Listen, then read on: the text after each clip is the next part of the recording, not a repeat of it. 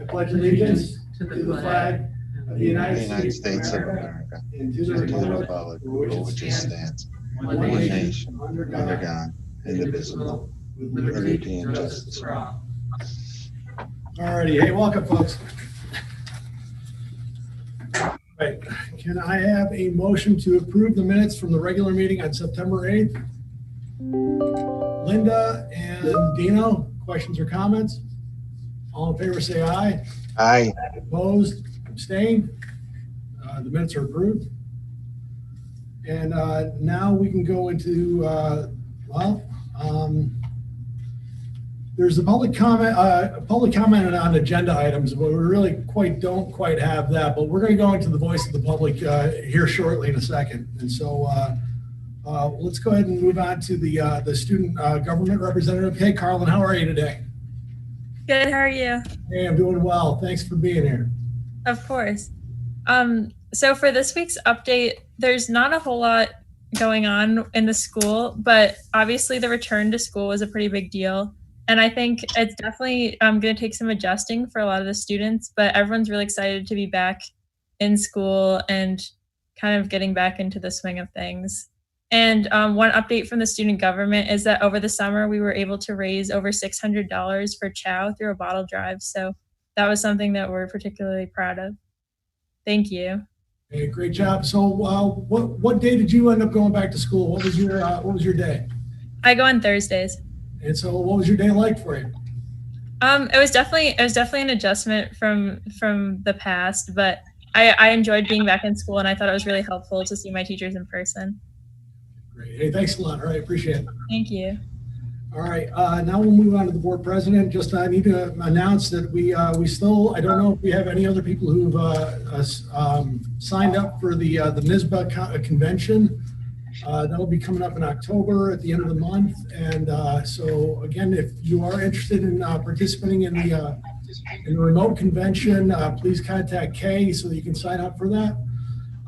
Another issue that came up also was for board email. So there was an interest in we have our names and our addresses and our phone numbers on the website, but we don't actually have our email posted on there. And so the question was, does anyone have an opinion about whether or not to have our board email listed on our website? And so I'm thinking it seems like an interesting idea, but is there anyone who has any comments? I think it's a great idea. Okay. Yeah, I also think it would be good. There's a lot of people who get intimidated to call a board member, and you can tell by their voices. And when I used to call Michonne and complain, I was intimidated too. So I think as much as I don't want, the gates to come and overflow, I think it's probably a good idea because that's what most people do nowadays. And it certainly would be better than text messages. So I think we should do it.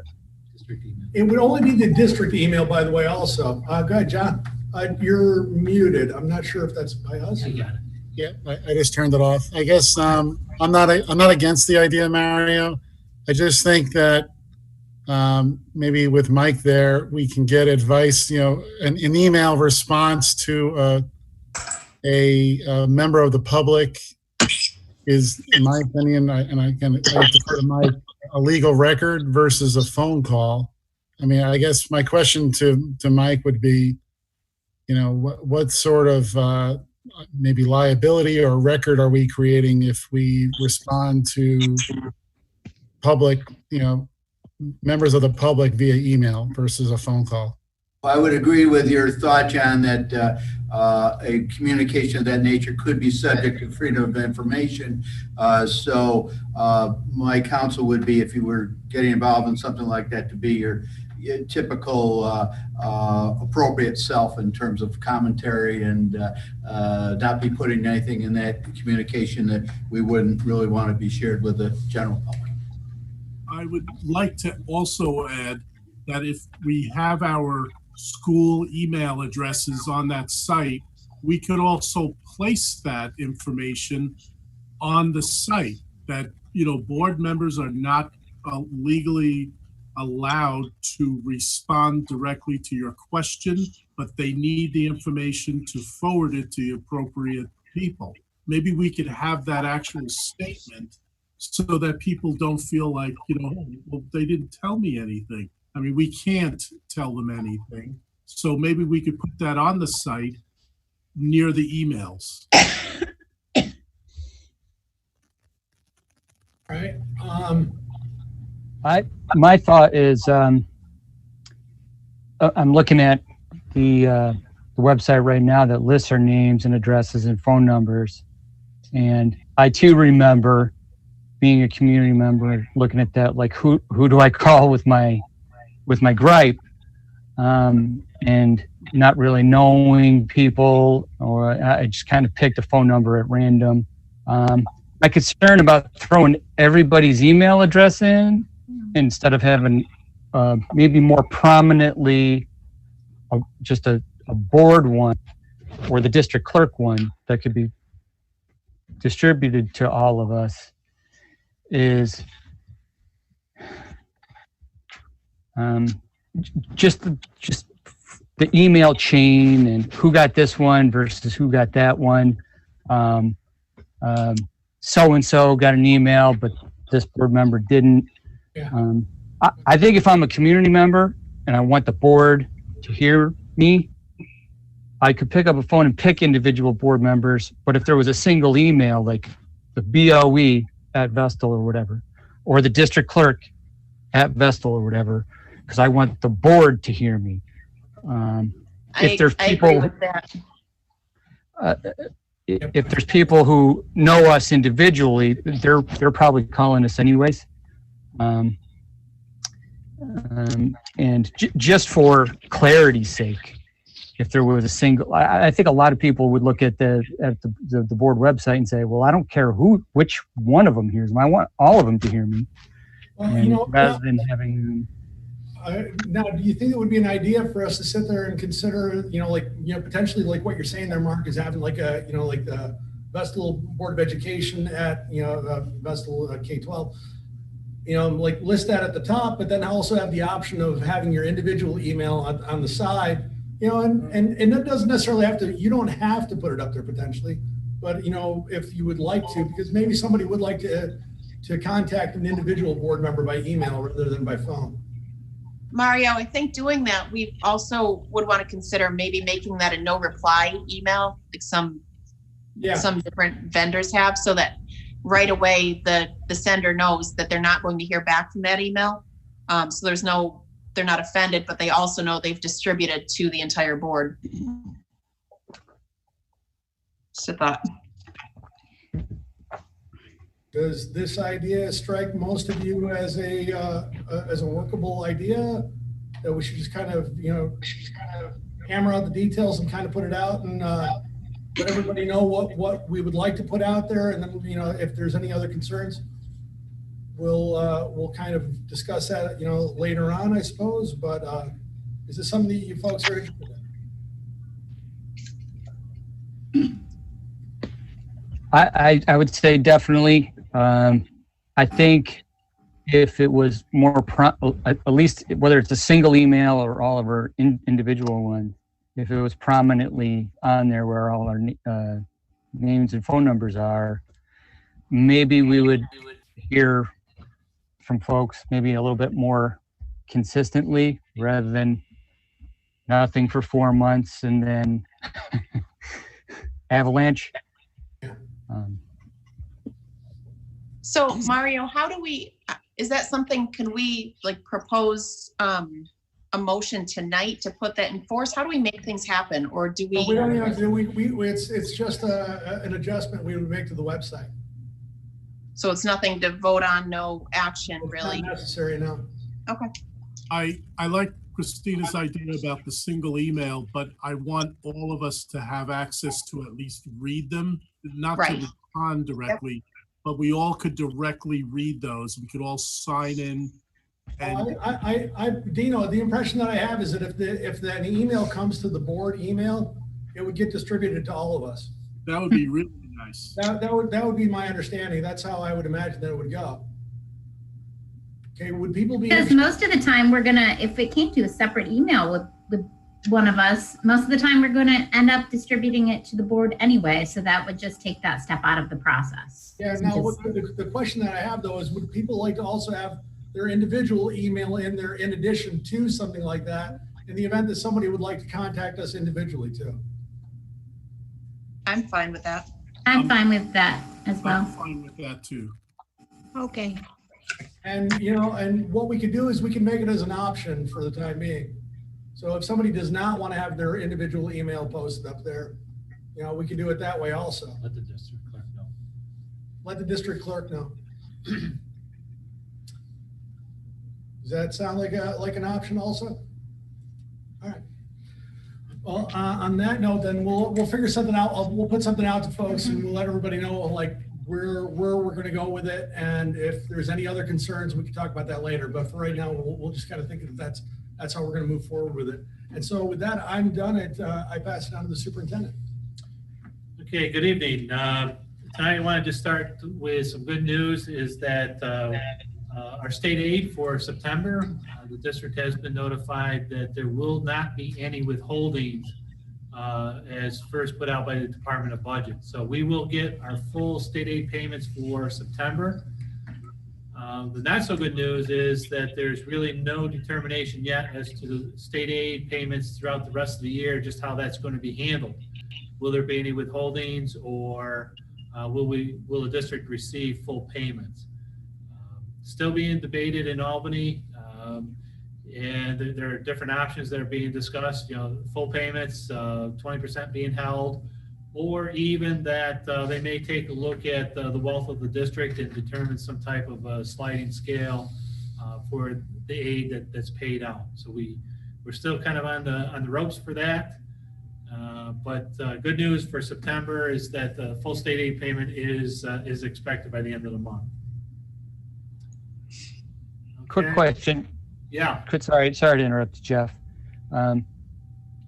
Those payments that come from New York State, if you could just maybe highlight for folks our approximate portion of our budget comes from New York State, and how often we get payments. Is it still about 4 times a year we get these payments, or is it more monthly? Yeah, it's a good question, Mark. We have different payments that are made throughout the year, month by month. It's you know, the general aid or excess cost aid, the BOCES aid, lottery aid, different types of aid that are paid, and they're paid throughout the year itself. You know, the district relies, it's a little over 30% of state aid makes up our revenue budget. And so, you know, that's still pretty significant. 20% of that I've shared with the board in the past. That's, you know, we were standing to lose as much as 5.1 million if this withholding was made permanent by the state. You know, again, we don't know if there's going to be a shortfall. You know, we need to be very careful, and we have some ideas on how we can try to cover some of that shortfall if it does come to fruition that the state or the Department of Budget decides to make it a permanent 20% cut, or a portion of that even. So you know, payments through the end of the year, through June. We've had payments already for August and September, or we will by the end of this month. October, there is no payments, but they pick up again in November, and they'll go through June. So, yeah. Good question. Any other questions?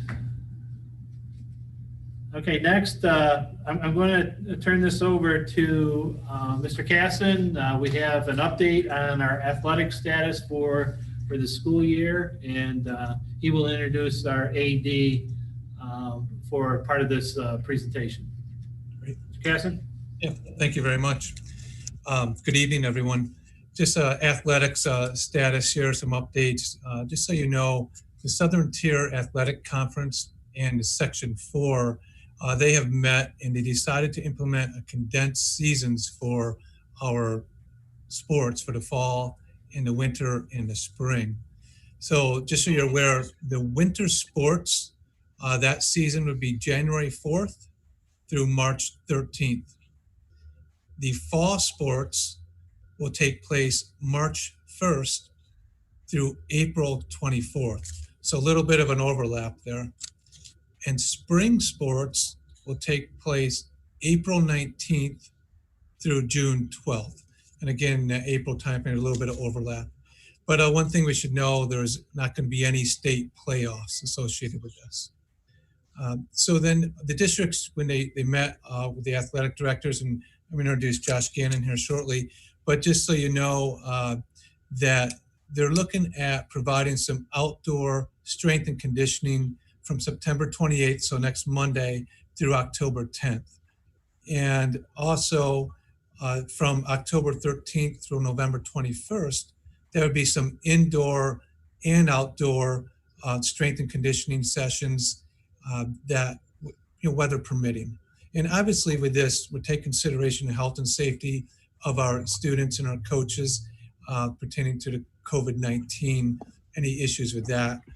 So all that would take in consideration, but if possible, we'd like to have this available for our students. And then finally, it would be indoor strength and conditioning sessions from November 30th through December 23rd. And then that would prep students to be ready for the January 4th winter sports start time. We also, in conjunction with that, we have developed a fall 2020 sport by sport workout schedule.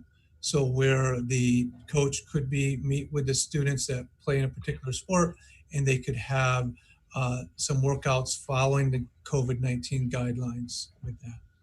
And with that, we would definitely take attendance at all of these activities. So if we need to follow contact tracing procedures, we would have that precise attendance. So with that introduction here, I'd like to have Josh Gannon. He's here, you can see him.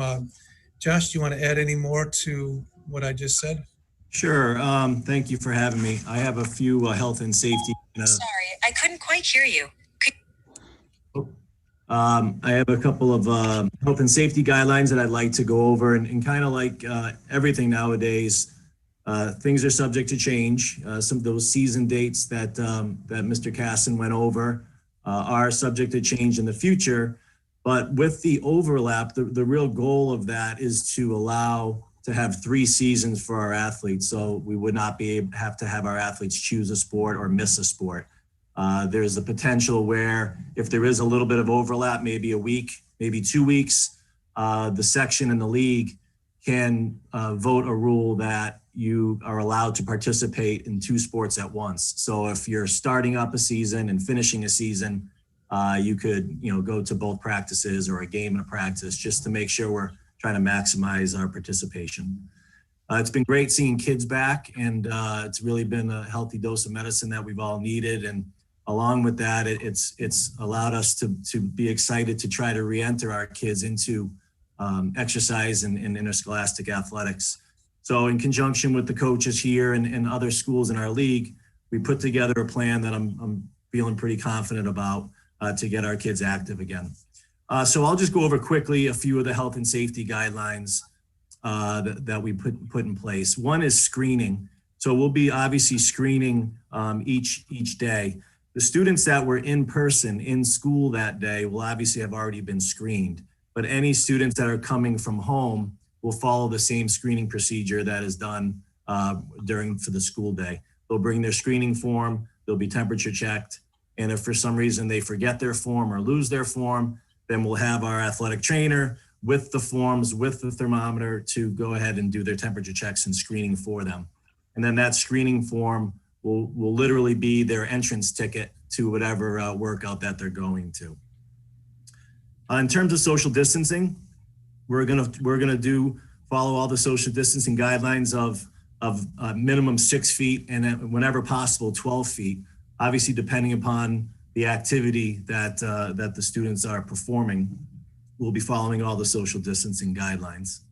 Whenever the space or the activity allows for it, we'll be increasing that social distance to 12 feet. For example, students show up for a workout, they'll have their masks on, they'll be getting instruction from the coach or the strength coach on what they're going to be doing. They'll be socially distanced and have their masks on. And whenever the activity or the student can't tolerate the masks, or they have to be closer than 6 or 12 feet, then they will do so. Next would be cohorts. In terms of the strength and conditioning program, they'll be staying within their cohorts that they are for school. So we thought that would be a good decision in terms of just having those students that are already in school together going through the strength and conditioning together. When we move to any sports-specific workouts or skill sessions, they'll be obviously cohorted within that team. So teams will not intermingle. It'll just be within that team itself. As I briefly said, in terms of masks, adults will be wearing masks at all times. Students will be wearing masks whenever they can tolerate the mask. And the next piece that is important is attendance. We'll be having attendance on an attendance form taken for every single workout, every single skill session that will be given to our athletic trainer, that will be organized and stored by day, by session, by facility, by whatever team that might be working out, so that again, we can have that organized in case we need to do any contact tracing. In terms of hydration, students will be bringing their own water bottles. We won't have the water stations that we've had in the past. We'll have the ability for them to refill their water bottles, but they will be have their own water bottles. We're purchasing some water bottles, so if a student forgets one, they'll be able to have one for that particular day. In terms of facilities and equipment, we'll be working with maintenance and custodial to make sure that there's cleaning schedules have been created and implemented for all the facilities. We'll be telling the students there's no shared personal athletic equipment, towels, shoes in between students, and they should wear their own appropriate workout clothing, and we'll be encouraged to wash that clothing after each workout. We'll be encouraged to shower when they get home from whatever particular workout they do. And any shared athletic equipment will be cleaned and disinfected after each particular workout. Next is the schedule I wanted to just briefly show you. That's a draft schedule of what we'd like to start for our strength and conditioning. It'll be outdoors for the first couple of weeks. And again, the early session, which would be right after school, will be a group of the cohort that is in school for that particular day. And then the second and fourth session will be cohorts that are remote for that particular day. The schedule allows for 2 workouts per week for each student that would like to.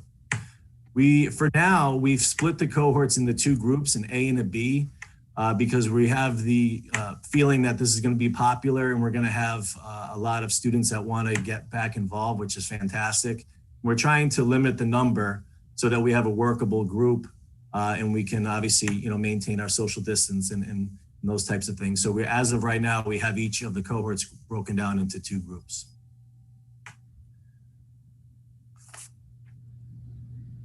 In terms of the sports-specific workouts, Mr. Casson, if you wanted to throw that up, this is a draft schedule for any programs that have reached out to me in regards to wanting to get their students active. The same guidelines will be in effect in terms of attendance. Sessions will be focused on skill development.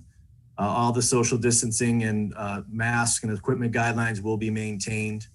And all of the plans for their particular workouts will be submitted to me prior to them getting approved, just so I can make sure that the activities and the plan in place meet all the requirements and are responsible in regards to the facility that they're using. We're looking at a phased-in approach to this in conjunction with a lot of other districts in our area. We really want to get our students back together. We really want to get them physically active, not only for their physical well-being, but their social emotional well-being. We obviously need this. However, we want to do it safely. We want to ease into it. So we're looking at a phased-in approach at this point where from September 28th till October 10th, so that Friday before Columbus Day weekend, we're just doing outdoor strength and conditioning with our strength and conditioning coach. He'll be using the baseball field area. He already has a lot of programs planned out that the students can be socially distanced, do some aerobic activity, body weight, stretching, bands, minimal equipment, just to get up. Say those dates again real quick. I'm sorry. Monday, September 28th till Friday, October 10th. That'll be the first phase, which will be the outdoor strength and conditioning. Our goal is on October 13th, the Tuesday after the long weekend, that we, obviously with weather and darkness, we're moving our strength and conditioning indoors to the weight room. So we'll begin planning that facility in terms of how many students we can have and following all of the guidelines. During phase 2, which will run from October 13th, that Tuesday, until November 21st, sports-specific sessions and workouts can be scheduled. Again, that was that other draft schedule that Mr. Casson had up. We'll be having indoor and outdoor facilities utilized, and a schedule will be coordinated with maintenance and custodial just to make sure that facilities can be cleaned and maintained properly. And the final phase will be phase 3. Phase 3 will run from November 30th to December 23rd. And again, really the only difference between phase 2 and phase 3, we're going to put a little bit more of a scheduling priority on our winter teams. That's really their actual preseason leading up to their season, which will be beginning after the holiday. So we thought it would be good to give a little bit of a priority so those students can focus on those winter sports and getting ready. So with that said, that is our plan. I'd like to start to communicate this out to students and parents tomorrow. We'll be utilizing our social media, and I'll also be crafting a message that will be sent out through the principal's weekly message from the middle school and from the high school as well later this week. So again, we put a lot of time into putting this plan together.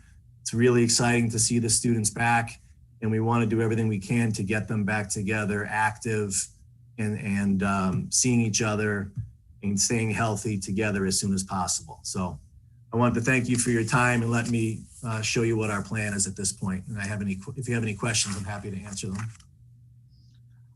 Josh, I have a question. I don't know if you know at this point, but will spectators be allowed to watch these games? So I don't at this point. The last guidance that came out, it was they were trying to have 2 spectators per athlete. So it was not going to be open to everybody, but 2 spectators per athlete. And the other guidance was for facility, you couldn't go over 50% of the max capacity of that facility. So things could change before we get going in January, but that's where we stand right now. Thank you. I'm a little bit curious about the numbers of participants you anticipate. And I'm also a little bit curious if you start with a few weeks of outdoor strength and conditioning. I mean, some sports have cuts, you have tryouts and cuts, and I'm just wondering, how do you determine? There might be some people who don't play a sport and never did. It's like the thought of outside activity might sound appealing. I'm just wondering how you're going to select those kids, or how many allow. That's a great question, Mark. And I should have stated this at the beginning. You know, all of these off-season programs are totally voluntary for students. So it's pretty much just anyone who's interested in getting involved in trying something. It's when they have the opportunity to come and do so. The actual selection for any of these particular programs won't occur until their actual season begins. So this is all of the lead up and the progression to the season itself. And then if these dates were to stay intact, January 4th would be the first day of winter sports, and therefore those would begin the tryouts and the selection process.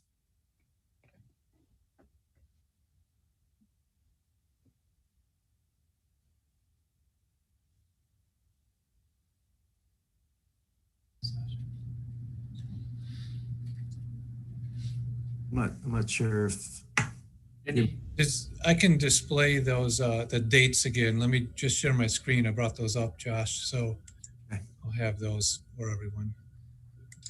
I have a quick question also about the times that the kids, so if there's a child who has a 5 o'clock session, are they held on campus? Are they required to leave, or what's the plan for that gap? So if you notice on the schedule, Cliff, if you could pull up that strength and conditioning schedule. Okay. We don't want students gathering and waiting for, right. Right. So that's why we split the cohorts into 2 groups. So the expectation is that the only students that would be staying right after school would be the students that have something starting at 3 o'clock. Everyone else, the expectation was you'll need to go home and then you'll need to come back. Okay.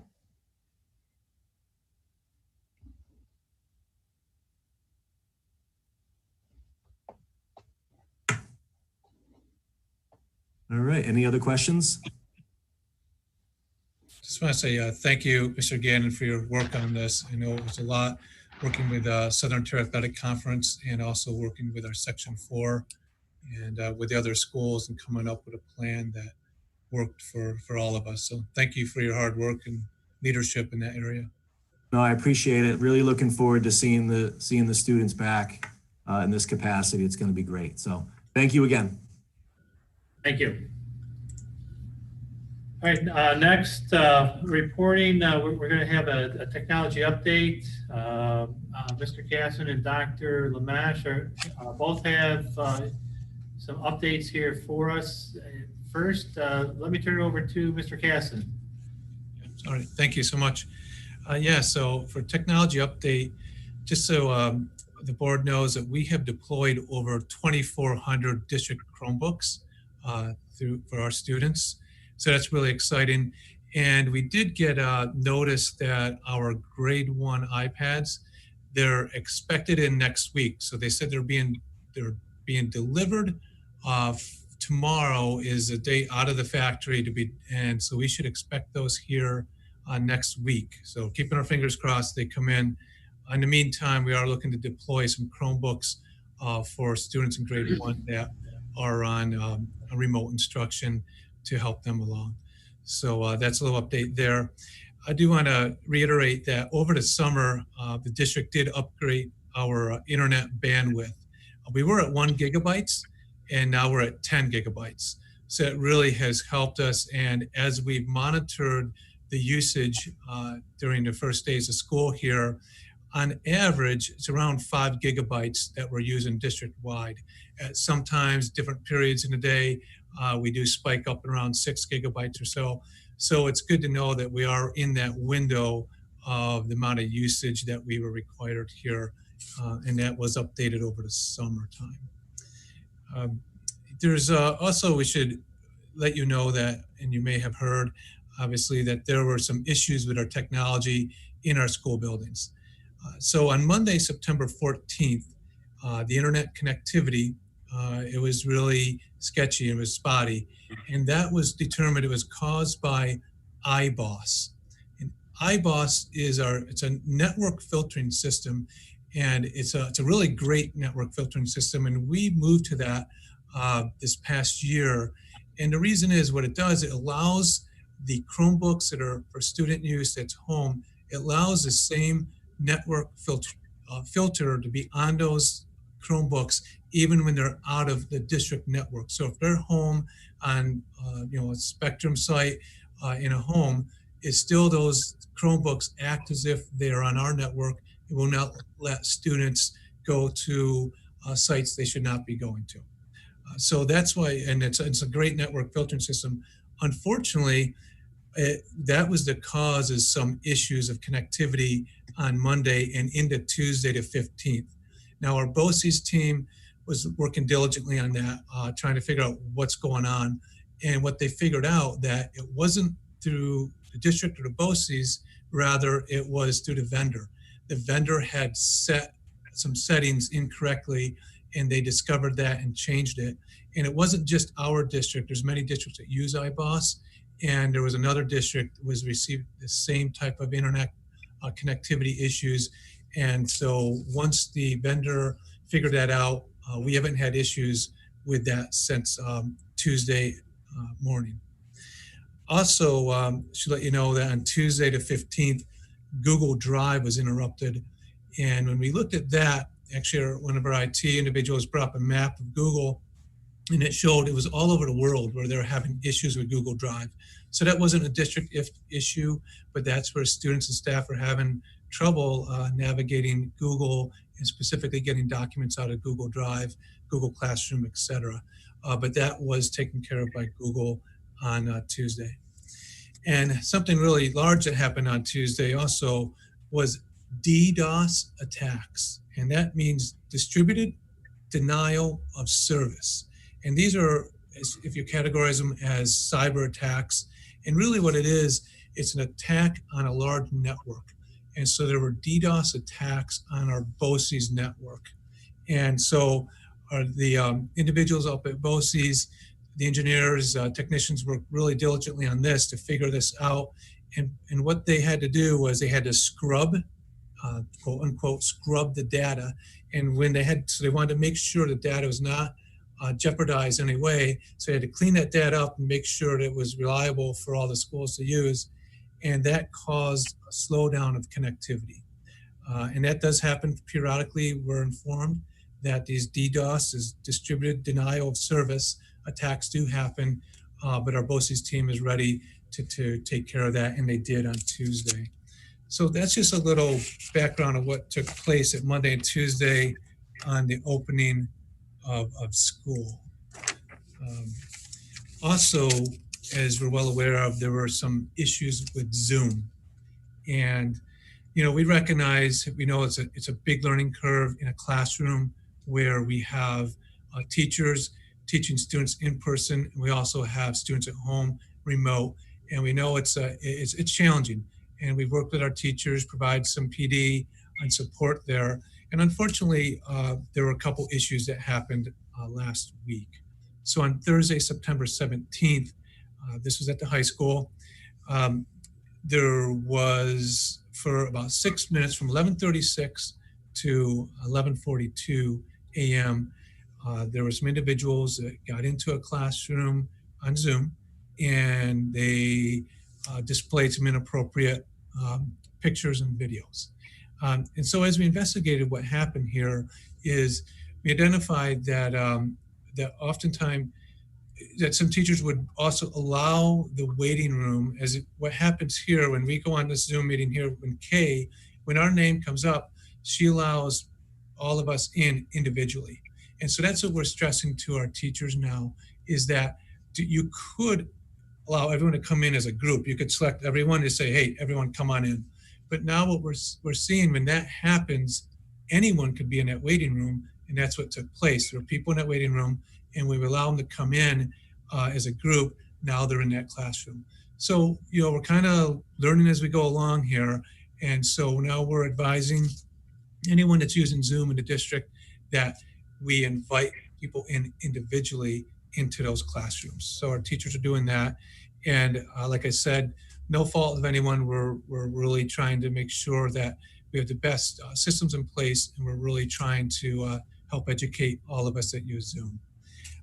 That did continue a very similar situation on Monday, yesterday, and the 21st in the middle school, where individuals were admitted as a group into a classroom. This time, though, someone said some racial slurs, and the teacher immediately ended the Zoom meeting for everyone.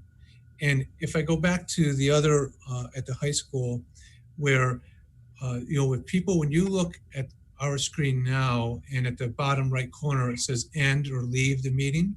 Well, if you leave, mine says end because Kay made me host. I think yours says leave. So if you say leave the meeting, you leave, but the meeting continues. So what happened at the high school, the teacher said leave, she left the meeting, the teacher left the meeting, but the meeting was still going on, unaware that that didn't close the meeting. So that's, like I said, there's a lot of issues that we're learning together, and so that's one of those issues. So with that being said, Dr. Lamash and Patrick Clark and Kelly Mazekowicz, they have developed, and I have in front of me this packet, they've developed a packet here of tips for instructional use of Zoom video conferencing that we'll be sharing with district-wide for anyone that uses Zoom in the district. And with our IT department, Heather Pufke also was on this. She helped develop this. And it's a combination of a lot of different ideas to help support our instructional staff in that regard. So did want to give you a little background on technology. But,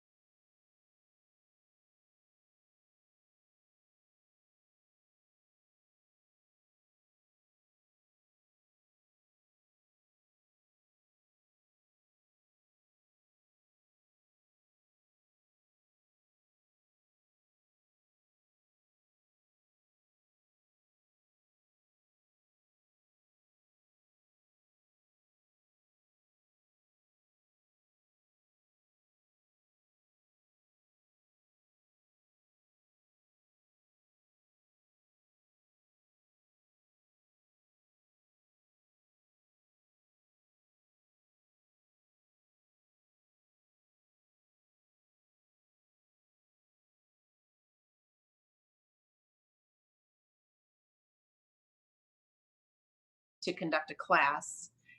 Is there anything in between, like an individual student license, or is that not a thing?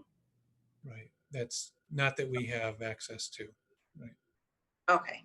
And then the other question I had, I've heard that there are students being asked to take responsibility for a class if teachers leave. Is that?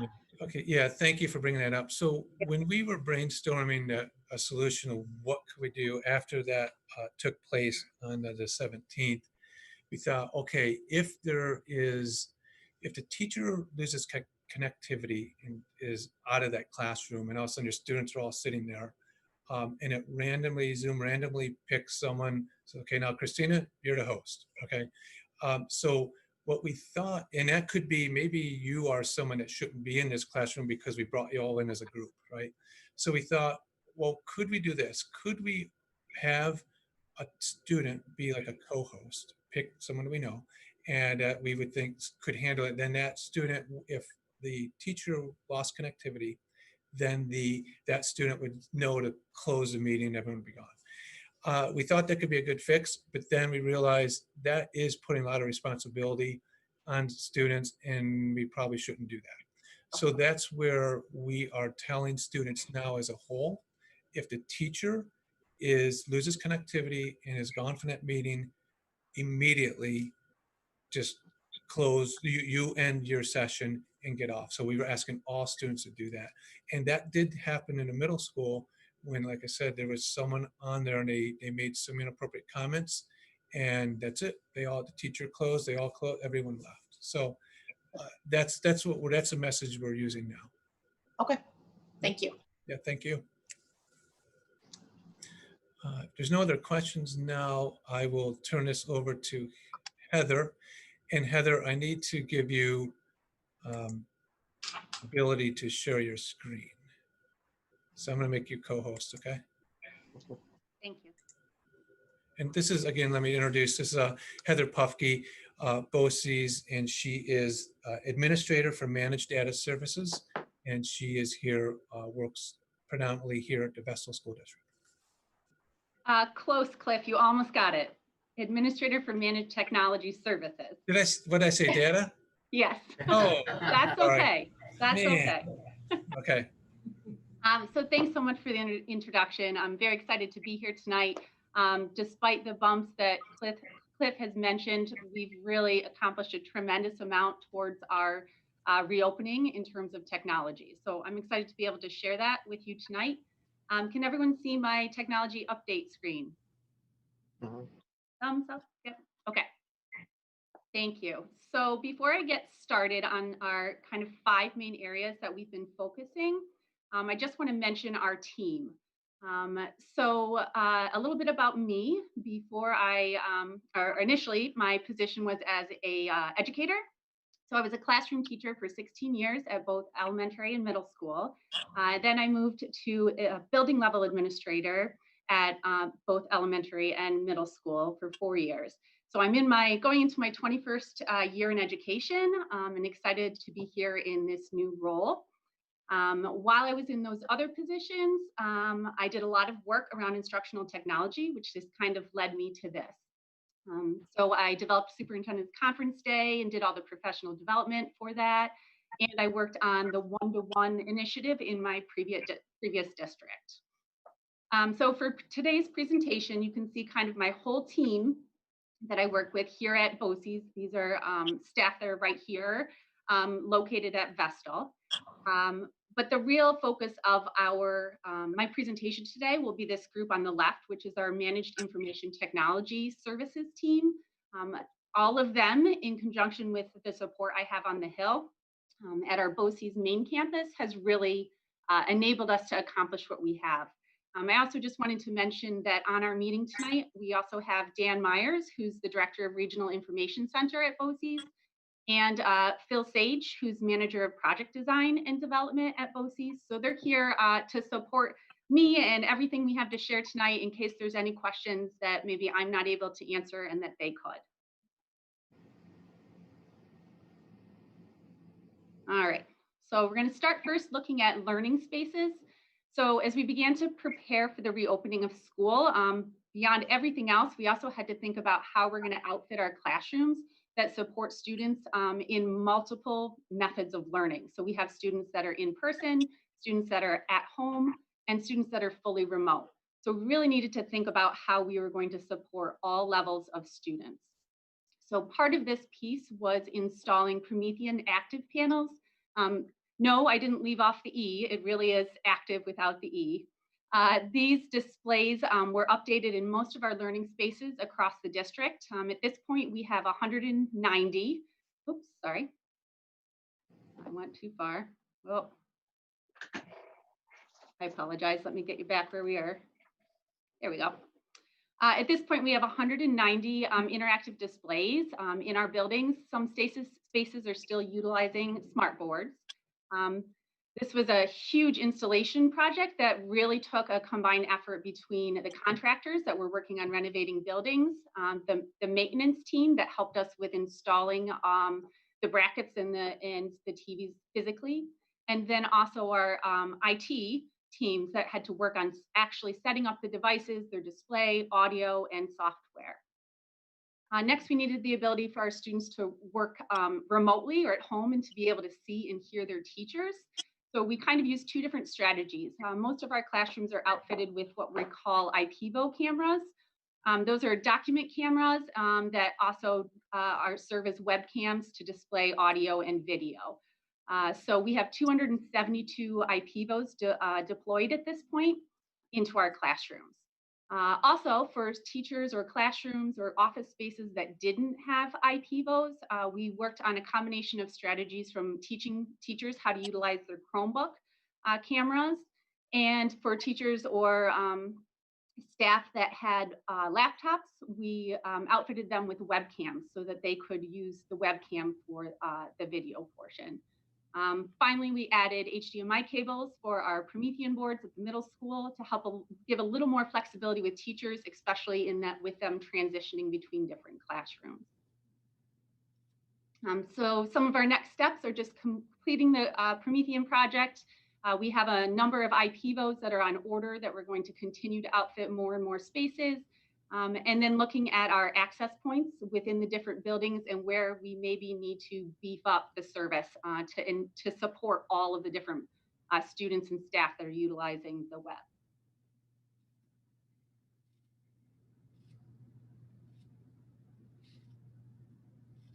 So next, as Cliff mentioned, at this point, we've actually deployed 2,668 student devices, but that was yesterday's number, so I know it's higher today. Just under 2,500 of those are Chromebooks and the remainder are iPads. We know that there are students that we still need to provide those devices for, so we're working hard to get all of our students in K through 5 one-to-one with devices, as well as students in grades 6 through 12 that need a device. We're working towards that. Additionally, we're aware that there are families that may not be able to obtain internet access to support their students' learning. So we're collecting this information as it comes to us from the building so that we can help our Vestal families as much as possible to support their learning from home. Can I ask what your ideas there are in that area? In the area of internet connectivity? Yes, for those who kind of live in dead spots and or just can't afford it. Yeah, I could answer that, Mark. So we may have some options to help families in that regard, you know, through our IT and some devices that may be able to help students that live in those areas where they have limited connectivity. So if they reach out to building principals, and they'll let us know, and then we'll work to see what can help them in that regard. It depends on where they are and what type of device could help support them. Cliff, have we deployed any of that type of device at this point? Heather, I don't believe, have we? One as a trial run, because there's a lot of setup that has to go into it, and like picking carriers and making sure it's going to work. So this might be a question for later, and that's fine, but I'm just putting it out there because it's kind of on topic. If these children are not able to access all of this remote learning, how is the district supplementing them? Hard copies and I really don't mind if we put this off, but I would like to circle back to that question so that they're not falling too far behind or behind at all. Right. So so definitely in elementary, I know that our math, and Dr. Lamash could speak to it also, but that we have all of our math modules. They are hard copies and being distributed to students as well as our ELA modules through Lucy Calkins. And then if there's any issues with any student 6 through 12 that needs hard copies or anything, we definitely provide that. We are asking that parents do contact the building principal, and they can arrange that, and then also, contact technology, contact me. I can definitely help in that regard if there's anything that we can support the students, for connectivity wise. And do parents have any access to a teaching plan or any way to teach? Because I know I'm going to struggle to teach, I don't know, pick a subject, biology. Yeah. I know that way. I know I can speak to some of the secondary. I know the teachers are distributing, they have like PowerPoints almost of the topics and where the references are from. And, I've seen that where students are using that, and then they're more to asynchronous learning where they're gaining that background knowledge ahead of time. And then the teacher, when they come in person or on the synchronous learning, then they're filling in those gaps with the students. So it is allowing the students to be a little independent in that regard, but then also have the support of the classroom teacher. I know it's not ideal. I just want to make sure. Yeah. And I know you guys are thinking about that. I just wanted to have that communicated on a wider scale. No, we appreciate the feedback and the thoughts, because that's we want to make sure we're comprehensive for all of our students and families, and some of the input is valued. Thank you. Okay, thank you. Moving on to our next category. So along with all of the hardware and everything that it's taken to get the buildings up and running, we also really have to think about how we're going to protect our students' data and their privacy. So this next piece is how we had to consider ensuring the safety in our students' digital environment, which is really based upon multiple previous laws, in addition to a more recent law called Ed Law 2D, which is all about data privacy and protection. So there are many components of this that the district has been working towards. Mr. Casson is our data protection officer that oversees all of this work in the district. There's a number of board policies that have been put in place around protecting our students' privacy, including a Parents' Bill of Rights. I also conducted an annual staff training during our superintendent's conference days to inform them about all this information and educate them on how we can all work together to protect our students' data. We also have a software acquisition process that not only looks at educational value of the software we're using, but also the ability to ensure that the software is compliant with Ed Law 2D.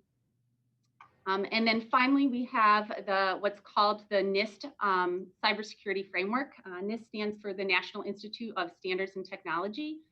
It's really just a proactive approach to look at our current practices and think about action plans for improving them so that we can work towards higher levels of cybersecurity.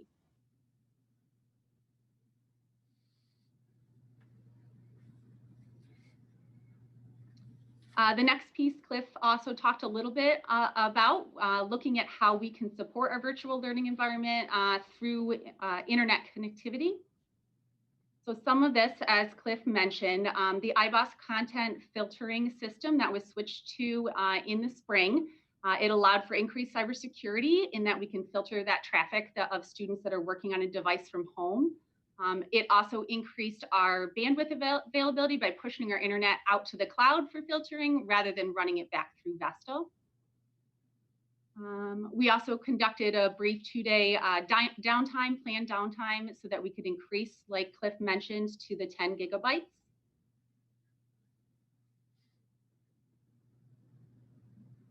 And this is a great graphic that Phil Sage, who's on the call, put together to kind of illustrate where the changes have been made. So this is where the 10 gig was increased.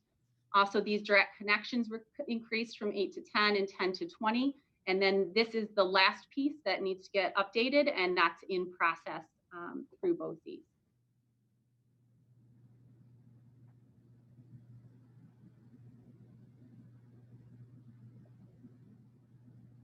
And then finally, as I mentioned before, we have those access points that we're looking at beefing up different places in the building that might need a little bit more.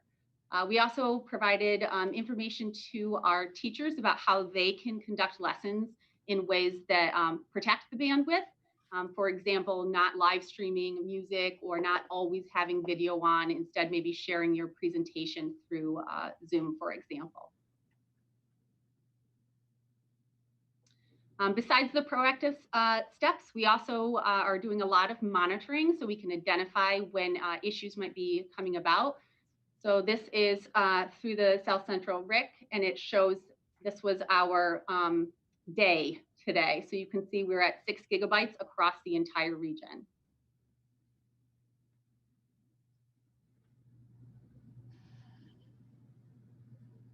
We also have a status page that will help us identify if there are any issues. A lot of times, we hear the internet's down. Well, this will help us figure out what's going on and how it might be fixed. So Cliff had mentioned the incidents with the filtering through iBoss. So that is something that's available to us through this status page. And then finally, we also have a vendor status page that we can look at if we think we're experiencing issues with any individual platform that we're using, such as a Seesaw or G Suite in the Google Classroom.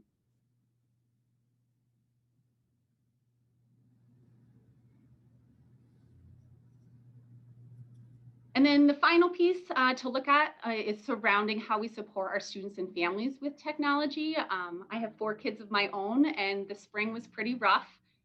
So we're doing a little better this fall than we did in the spring, but this is critical is to help support our families. So one of the major vehicles of doing this is through our ServiceNow team at BOCES on the main campus. In the spring, they made the decision to open their service to students and families to use their helpline. So the manager of our ServiceNow team, Robert, shared with us today that they had, in the spring, they had an all-time record of 1,200 phone calls across the region in one day. Well, this year, on the first day of school, they had 3,840 calls go to their team. And that ended up being about 2,000 tickets for support. So thankfully, that's flattening out a little bit. Things are calming down, and they're averaging more around 500 a day. Additionally, the BOCES team has provided 2 different support pages for our families. One is focused on more the technology side of learning in terms of, how do you get help with passwords, Chromebook resources. The other site is more about the individual platforms.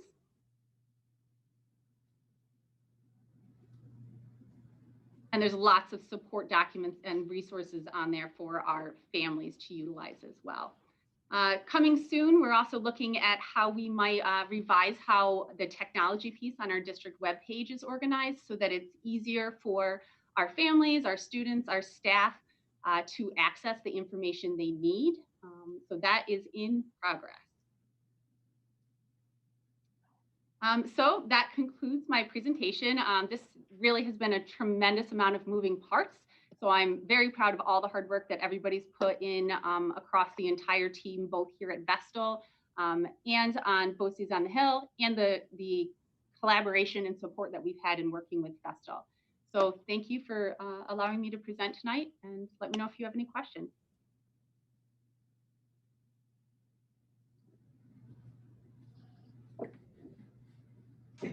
Heather, you mentioned you're gathering information on numbers of families and which families are unable to connect to the internet.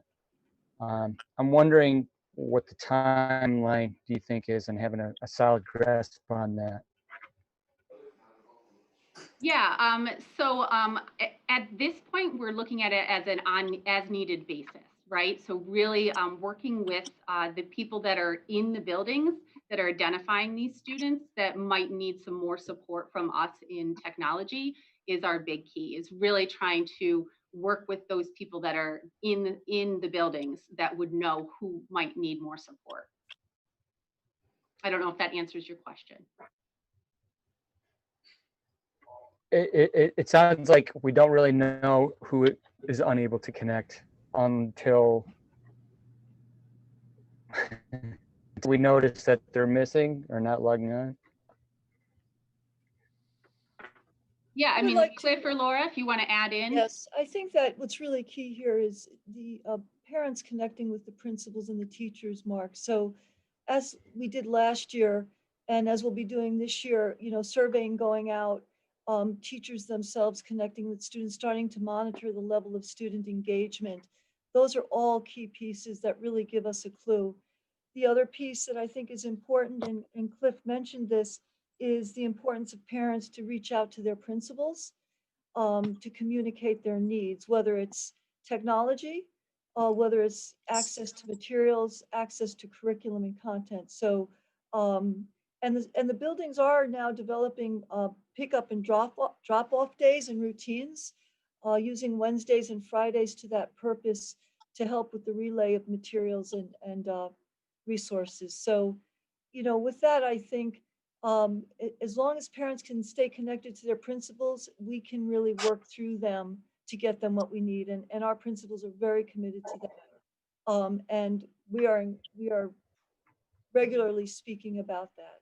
So that's the assurance I can give to everyone, to all parents. Laura, I'd also add that, we understand that people's situations might fluctuate, right? So someone that maybe didn't need a device in August now needs a device. So we're making sure that we adapt and respond to those requests as they go. I want to speak to when Heather put up the diagram of all the different pieces that she's now managing. Heather's been with us now since July, and she brings now to our instructional model kind of she's connecting all the dots for us, and has really it's been very nice working with Heather. The piece that's not there is the instructional side. And I do want to emphasize the extent to which Heather's working with my staff in terms of relaying, working on the instructional side, from even something along the lines of developing the instructional handbook for Zoom, the workshops we're offering teachers now. I had a teacher comment to me today, Heather, she can't believe all the workshops now that are happening, and using Wednesdays especially for that. So in addition to teachers conferencing with students and developing curriculum, we're using Wednesdays as well to do office hours and individualized, more specific trainings in a lot of different technologies, and identifying different areas each week that we want to focus on. This week, we'll be focusing tomorrow on technology integration for our special area teachers, art, music, PE, library. So as we're hearing needs, we know now we have to focus on that. So tomorrow is going to be a way to really drill down to those teachers and help them come together. So, Heather, I can't minimize the extent to which you kind of bridge both sides, the actual hardware operations side, but also the instructional side. It's been wonderful. So I do want the board to know that really a good feel right now. But that doesn't minimize our hurdles as well. There's areas we're working on. But I do think just looking at Heather's team and our instructional team and Cliff's team, there's a lot of people right now making this happen. Thank you for that, Laura. My presentation would have been at least twice as long if I leapt over into the instructional side. So that can be for a future board meeting. Yeah. I think, on that note, as we move forward, we're planning curriculum night, virtual curriculum nights for next week. So I'll just, put in a plug for that. Principals are communicating right now with families, or will be communicating with families on the details of that. Next Tuesday is the high school, next Wednesday, elementary, next Thursday, middle school. But in line with that, we have just, we're setting up a series of parent technology sessions. In June, it was really clear, loud and clear, parents said we need more support understanding the technology. So we got our first week up and running, and in fact, we were still in the middle of getting a lot going on first week, but we said, we've got to get these workshops going. So the week after, next week is open house.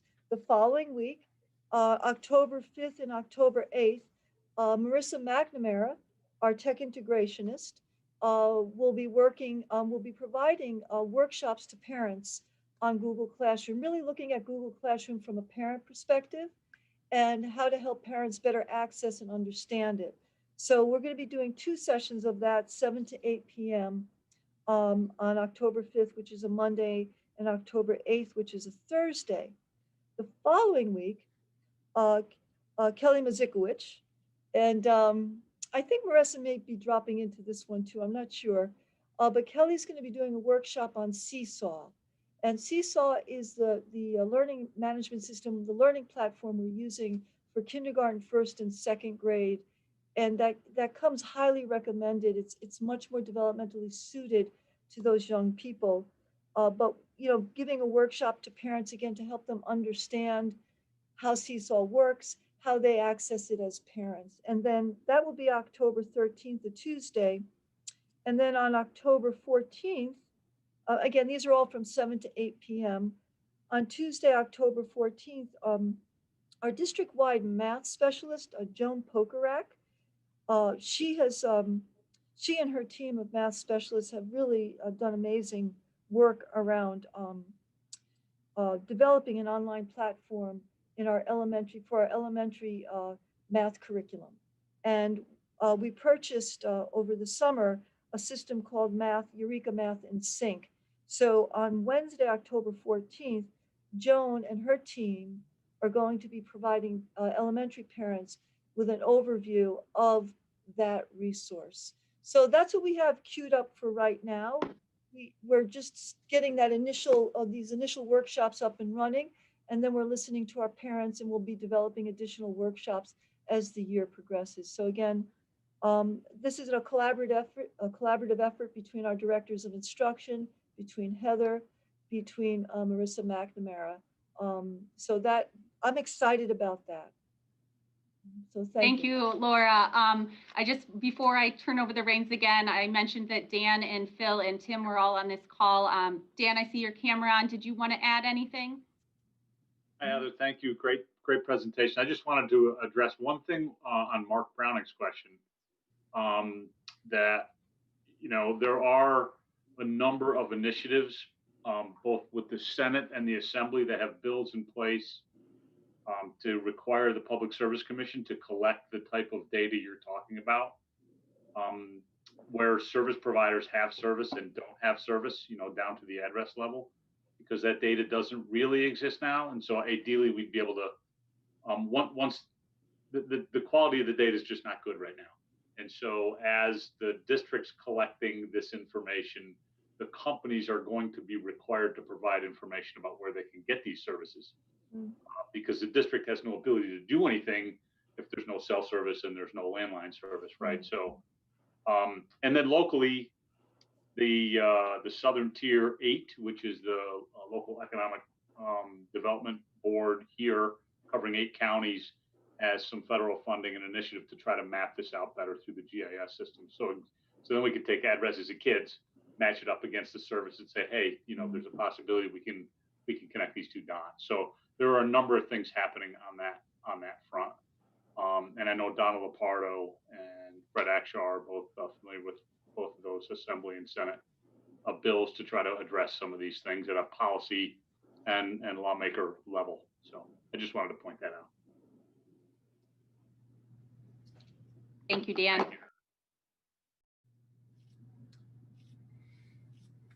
Okay, any other questions for Heather? Heather, thank you very much. Dan, Philip, Tim, thanks for joining us tonight.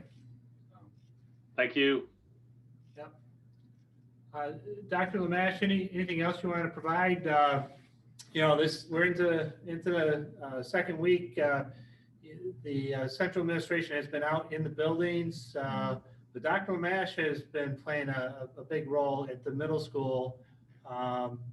She's been out there since the first day. She's had a chance to walk around and see just how things are going. Dr. Lamash, you want to share any information of your observations? Oh, thank you. So I've been camped out at the middle school for much of the day for the last week and then this week as well. It's been excellent, actually an excellent experience for me, providing support, but also seeing this model we've been working on operationalized, and looking at teachers in this environment interacting with students. I think Heather and Cliff have spoken to some of the areas that we've had to work on, getting a system up and running, operationalizing a system with so many moving parts. It's a daunting task, and there's always going to be areas of improvement. Between last Monday and last Friday, there was a significant a change in the feel of the instructional day. What was interesting last Friday, which was our full remote day at the middle school, is you could hear a pin drop in that building. You could walk down the hallways and every teacher was in a room. And it was a little interesting. You walk down a hallway and the rooms are empty, but teachers are teaching. And I would walk by rooms and teachers would be talking to their computer screens, and they would have their Zoom grid up on the board, and they would be interacting and gesticulating.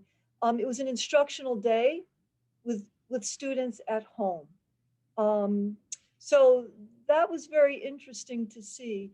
And looking at our teachers themselves from last Monday to last Friday, just as Cliff noted, we've done a lot of trainings over the summer with Zoom.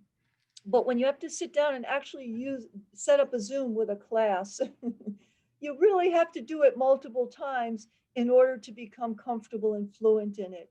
And from when, in fact, Cliff and I did a walkthrough, I believe, on Monday or Tuesday, between what we experienced talking to teachers to what I saw on Friday, there was a lot more comfort among our teachers in terms of navigating Zoom, navigating Google Classroom, bringing students in, activating School Tool as well in terms of monitoring attendance and participation.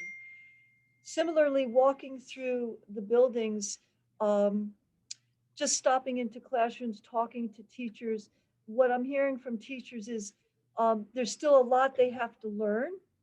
There's still a lot they're trying to build routines around, but they feel like each day things are getting a little bit better. The big comment they made about what's different this year from last year is having students in the room. A real challenge, especially I think at the elementary level, I've heard this a lot, is I've got my students in front of me, I'm trying to engage them, but I'm also trying to engage my students at home. So working with our teachers on developing strategies to make that work better for them is another big piece of what we're doing right now. So we're a learning institution, and I have to say that there's been an incredible amount of that happening over the last week, but still much more to do. So having the support of Heather and Marissa and our directors of instruction who are very actively out there working with our teachers is going to be critical so that they can work with our students. But it's been an interesting process to see. Thank you. All right. Thank you, Dr. Lamash. Any questions from the board at this point? Yes. Yeah, I was curious about something that, oh, I'm sorry. Go ahead. Christina? You're on mute. There you go. Is that better? Is that better? Okay. Got it. So I do have a few questions. I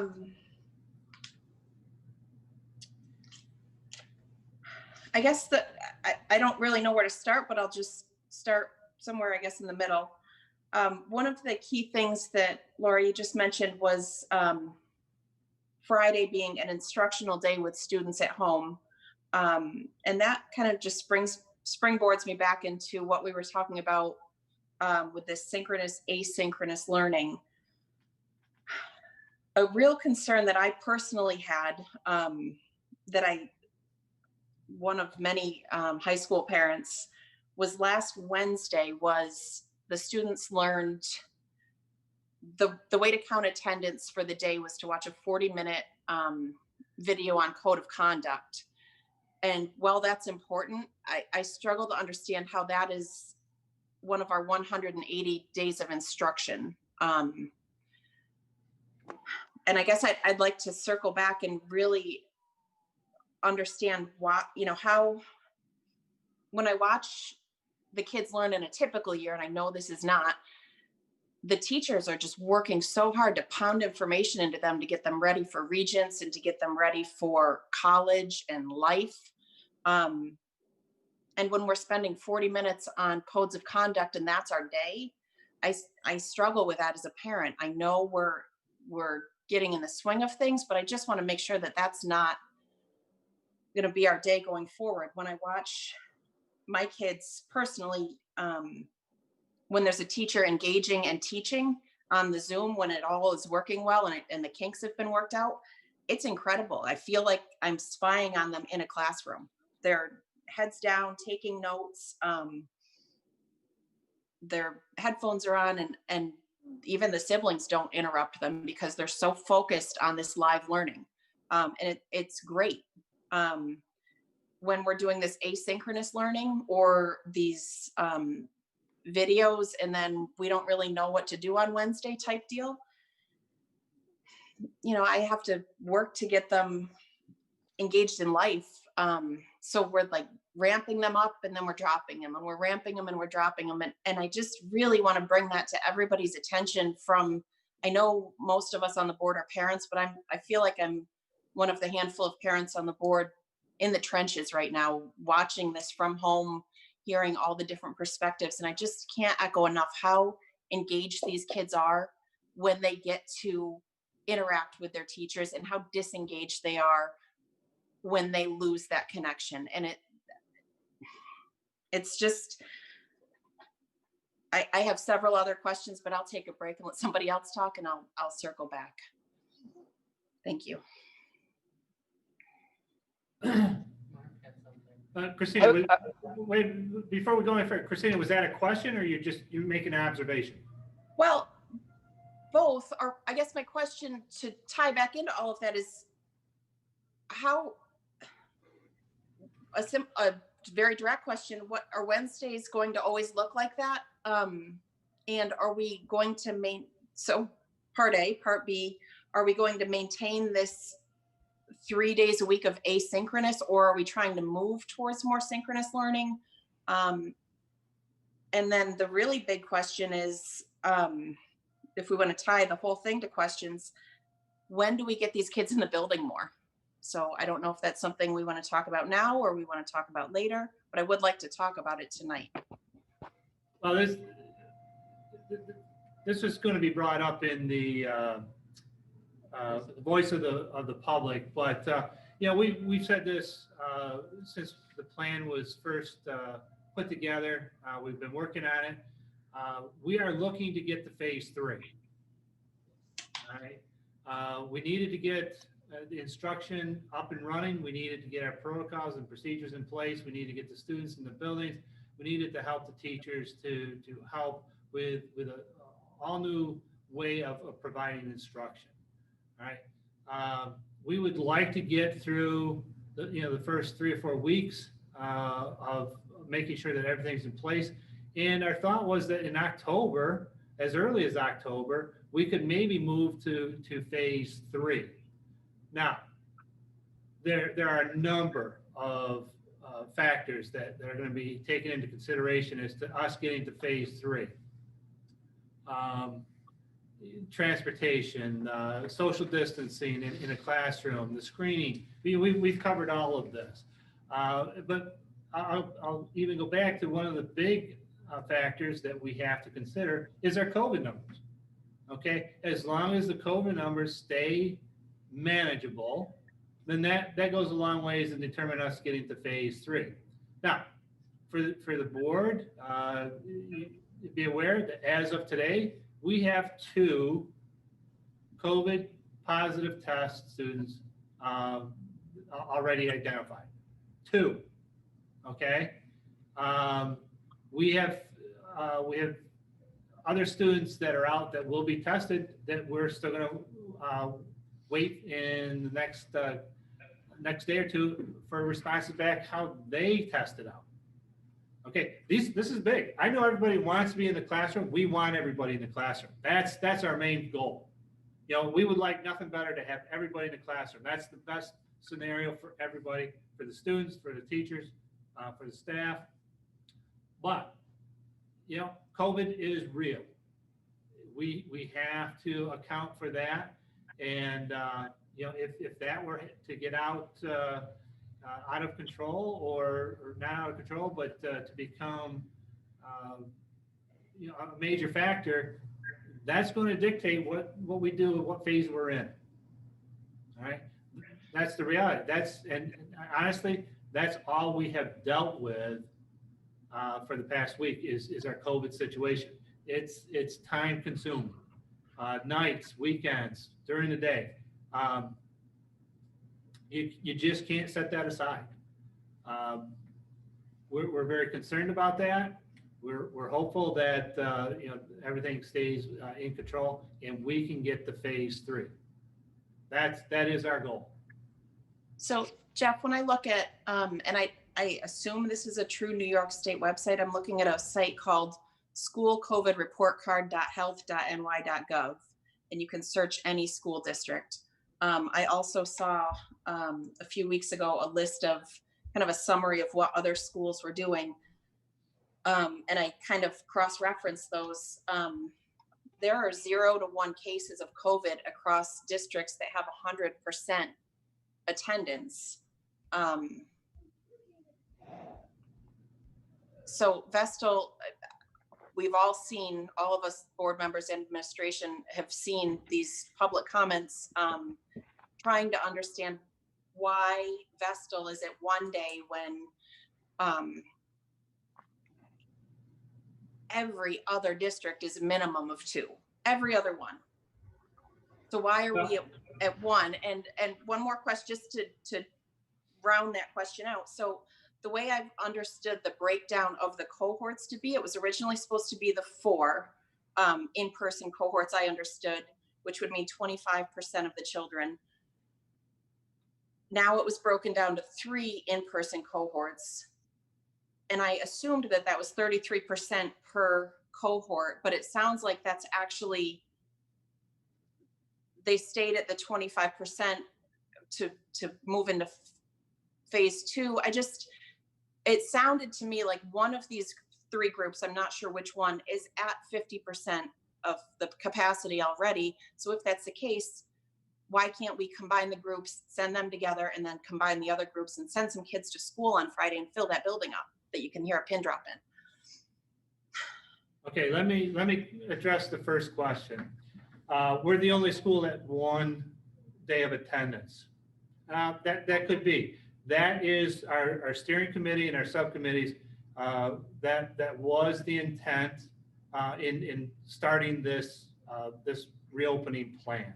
Okay, it is conservative. We admit that. Okay, we are looking at the health and safety of our students and our staff first and foremost.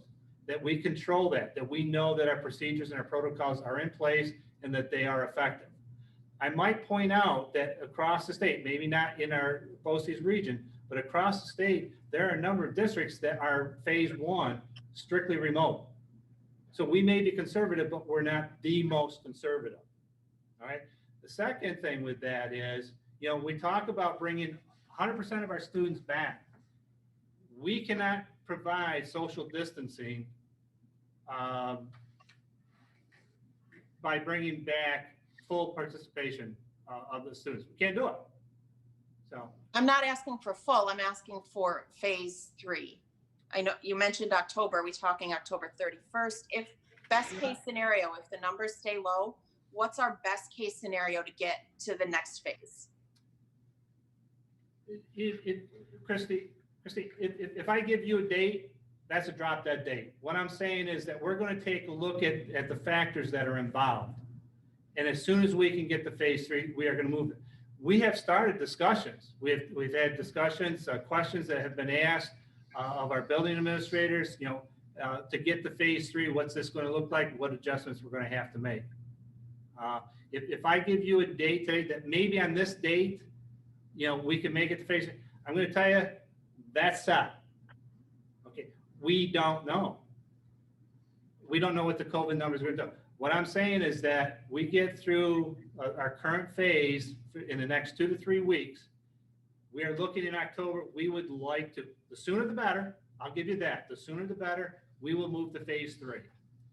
Do we have metrics targets that would say if there's 10 cases, if there's 1 case, are there any metrics, or is it just a total wait and see? And I feel like there could be some metrics that would give a lot of people a lot of peace of mind. No, there's not any metrics because there's so many factors that are taken into account. And I'll share with you, one of the factors. So we had our COVID situation over the weekend. The impact of that on our high school, our instructional staff, the attempt to get staffing to cover is extenuating. It's a big problem. We have another COVID case. We may be seriously looking at shutting the school down.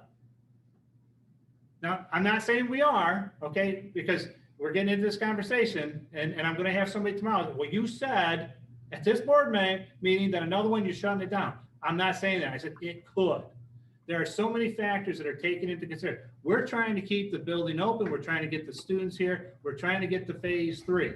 But we have a great deal of issues that go along with it that people don't see. It's in the background, but we are dealing with that. So my answer is we're trying to get to phase 3 as soon as we can. We will. But as long as the factors fall in favor of us, the COVID numbers right now are our biggest concern. But we still have to have conversations. What changes in our operations to get additional kids into the classroom? There's a lot of planning. There's a lot of movement there that has to be taken into account.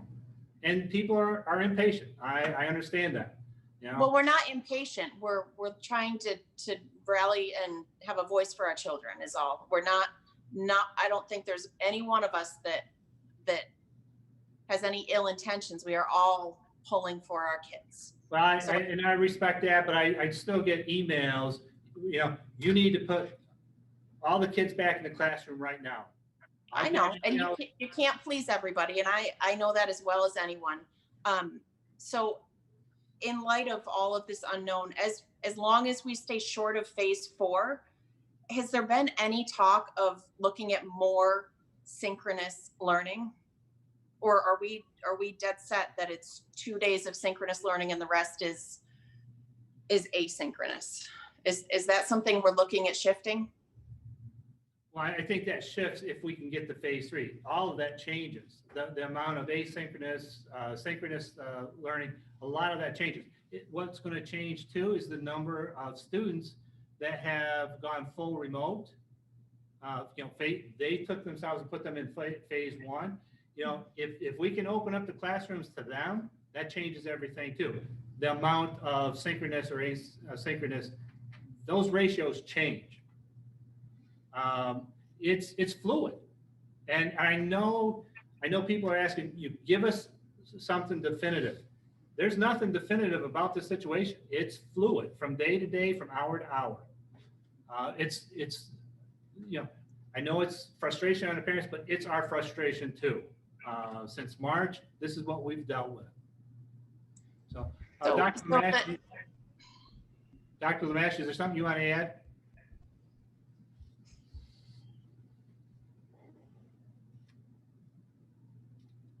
John, I think you had your hand up. Do you want? I just want to, make a point because I know board members are getting emails and they hear things from the public that I stress not to take completely as the truth. For example, I know for a fact Binghamton School District has not had 1 day of K-12 instruction in person, other than special ed students. They continue to be closed. So when I get an email saying we're the only school doing this, everybody else is doing more, it's simply not the truth. So I caution board members overreacting. And look, I think everybody on this call is genuinely concerned about students and staff and instruction. That's why we're all here. I would also keep in mind the other perspective. And today, I would venture a very strong guess that attendance for in-person instruction was down, I would say significantly, and I'll throw that out to Jeff and Laura, versus last Tuesday's instruction of kids that came to class in person in school. And I would attribute that to scare of COVID and the news that broke over the weekend of cases in the district. So I would ask myself and others, what does that tell you? There's a genuine concern. I would say that matches the concern, the request to open up more. The opposite concern, I believe, is true, that people would say you should shut down more. So a lot of this is opinion. A lot of this is it tends to get heated, but I just exercise caution when fielding these questions from the public, and listen and take note and digest it and relay what you hear. But there are many sides to this story, and I'm sure we're going to hear some of that later on in the meeting. So John, I really appreciate that perspective, and you're right. There are a lot of emotions and a lot of perspectives coming into play. And my term is I'm in the trenches. I'm experiencing this firsthand. So when I see that parent perspective come across, I relate 110%. And if the school or any building is unsafe for any child with the COVID factor, yeah, we should be home. What I'm really asking for, and why I keep circling back to the synchronous, I do care if my kids are in person. I would love that. But what I really want is for them to learn. And that's why I shared the story about watching them intently working when they're having live interaction. I really, last Wednesday was really disheartening for me. And I know everybody's been working really hard, but to have that be a day of instruction,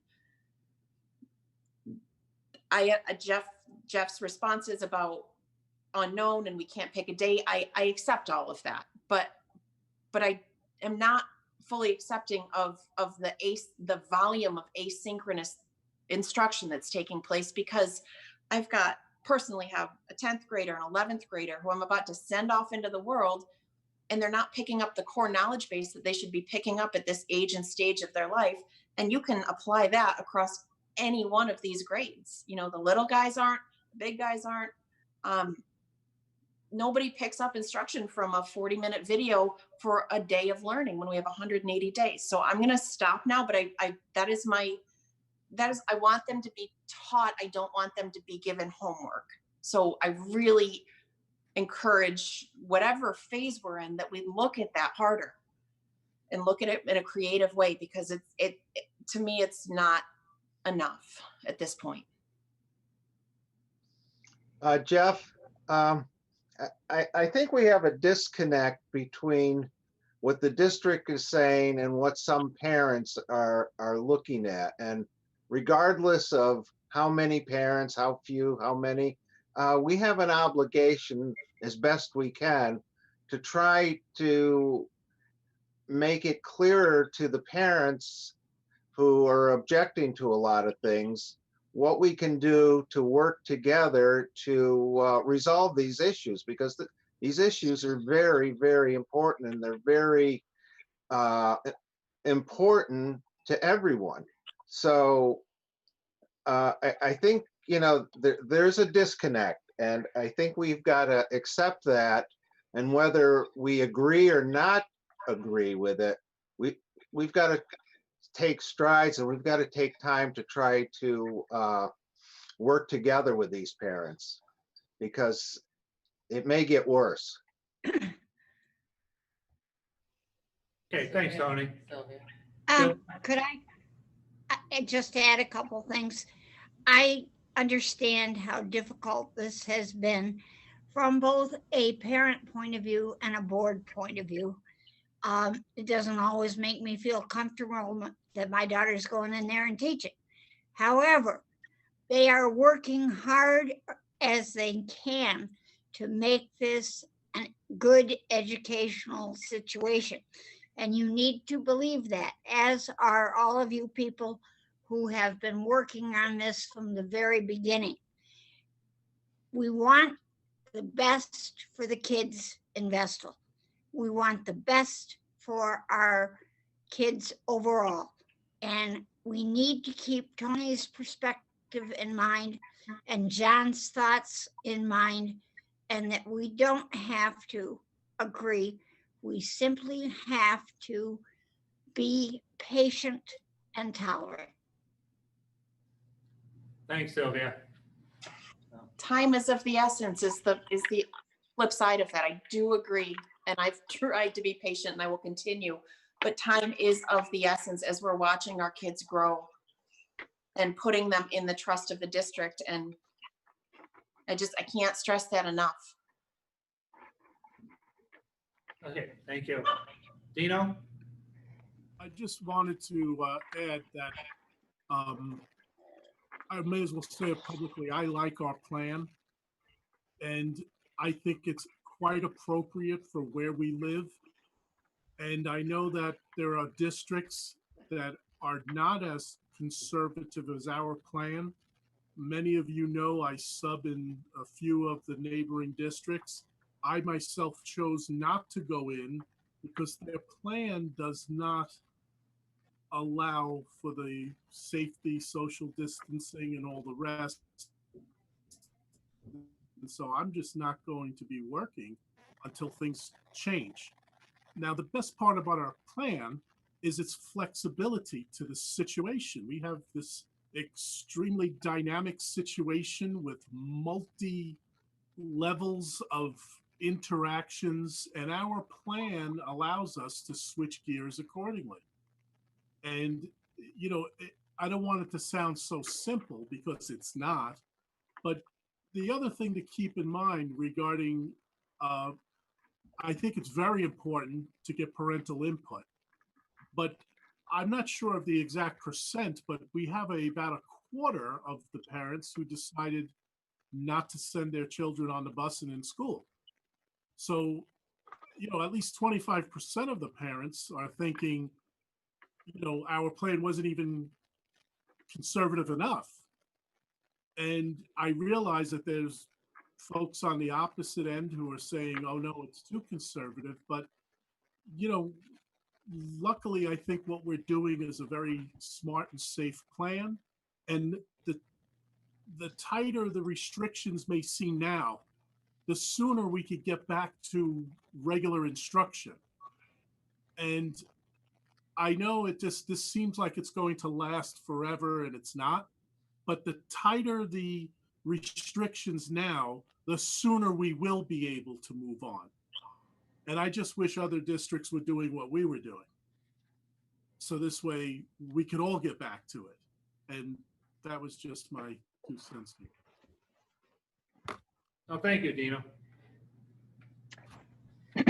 I have some observations and then a question. I'm not sure I've seen too many folks acknowledge that risk is never ever going to be zero. I assume that we are all walking around sharing spaces with people who have the virus. We're all currently doing that. I just wanted to point that out. That's why we take the precautions. We are going to go about our day and our lives in our classrooms, probably sharing space with people who have the virus. So I just wanted to point that out. The risk is never going to be zero. and to try and plan for everything to be 0 cases is unrealistic. And to Christina's point about there's like this tension of this tug of war, safety versus what's best for education, and they're at odds. And we all know that kids in front of teachers is the gold standard that we'd all like to reach. Education is built on relationships. That's the bedrock. And the more that our professionals have access to the kids, the better job they're going to do. That's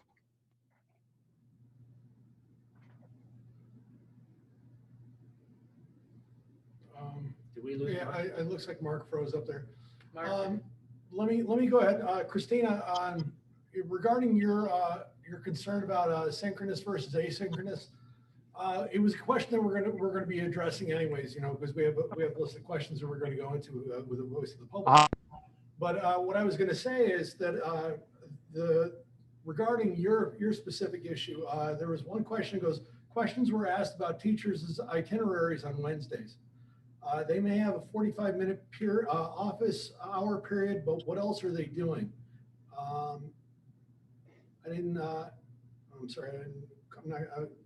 So the answer that we have to that is that planning for asynchronous instruction and the appropriate use of technology requires time.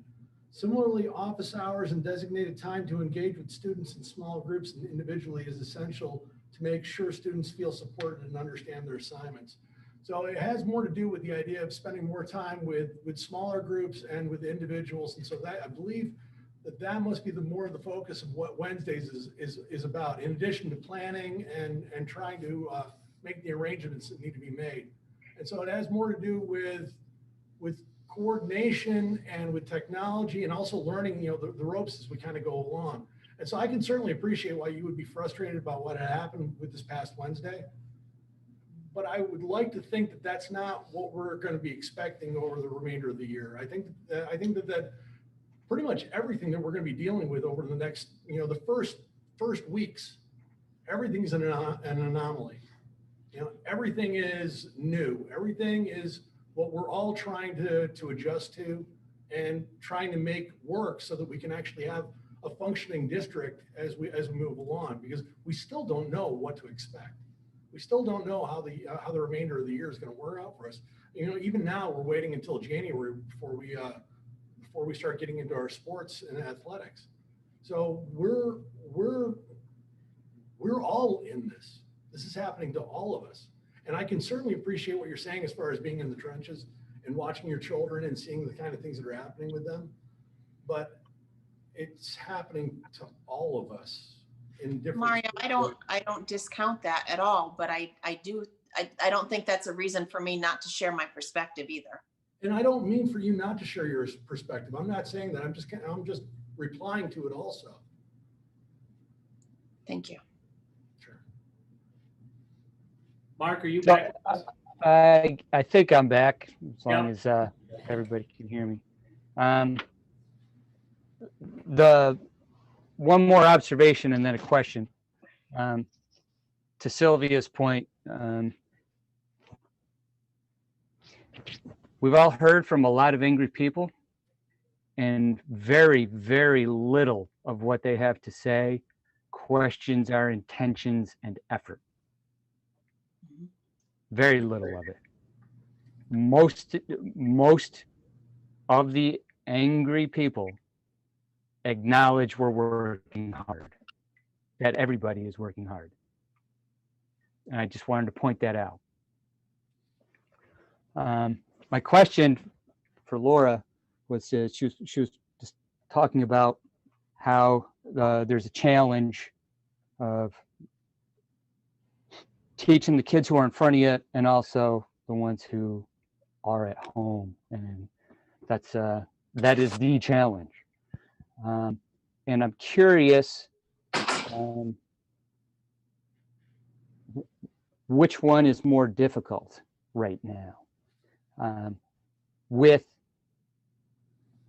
I think I have a suspicion about which one is more difficult.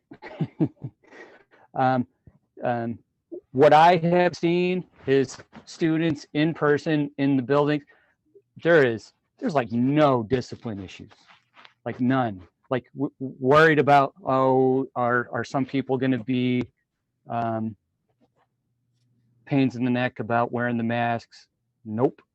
Are people going to be classroom disruptions? Nope. I'm not saying it's all sunshine and rainbows and, you know, sing Disney songs or whatever, but it's not like a typical year.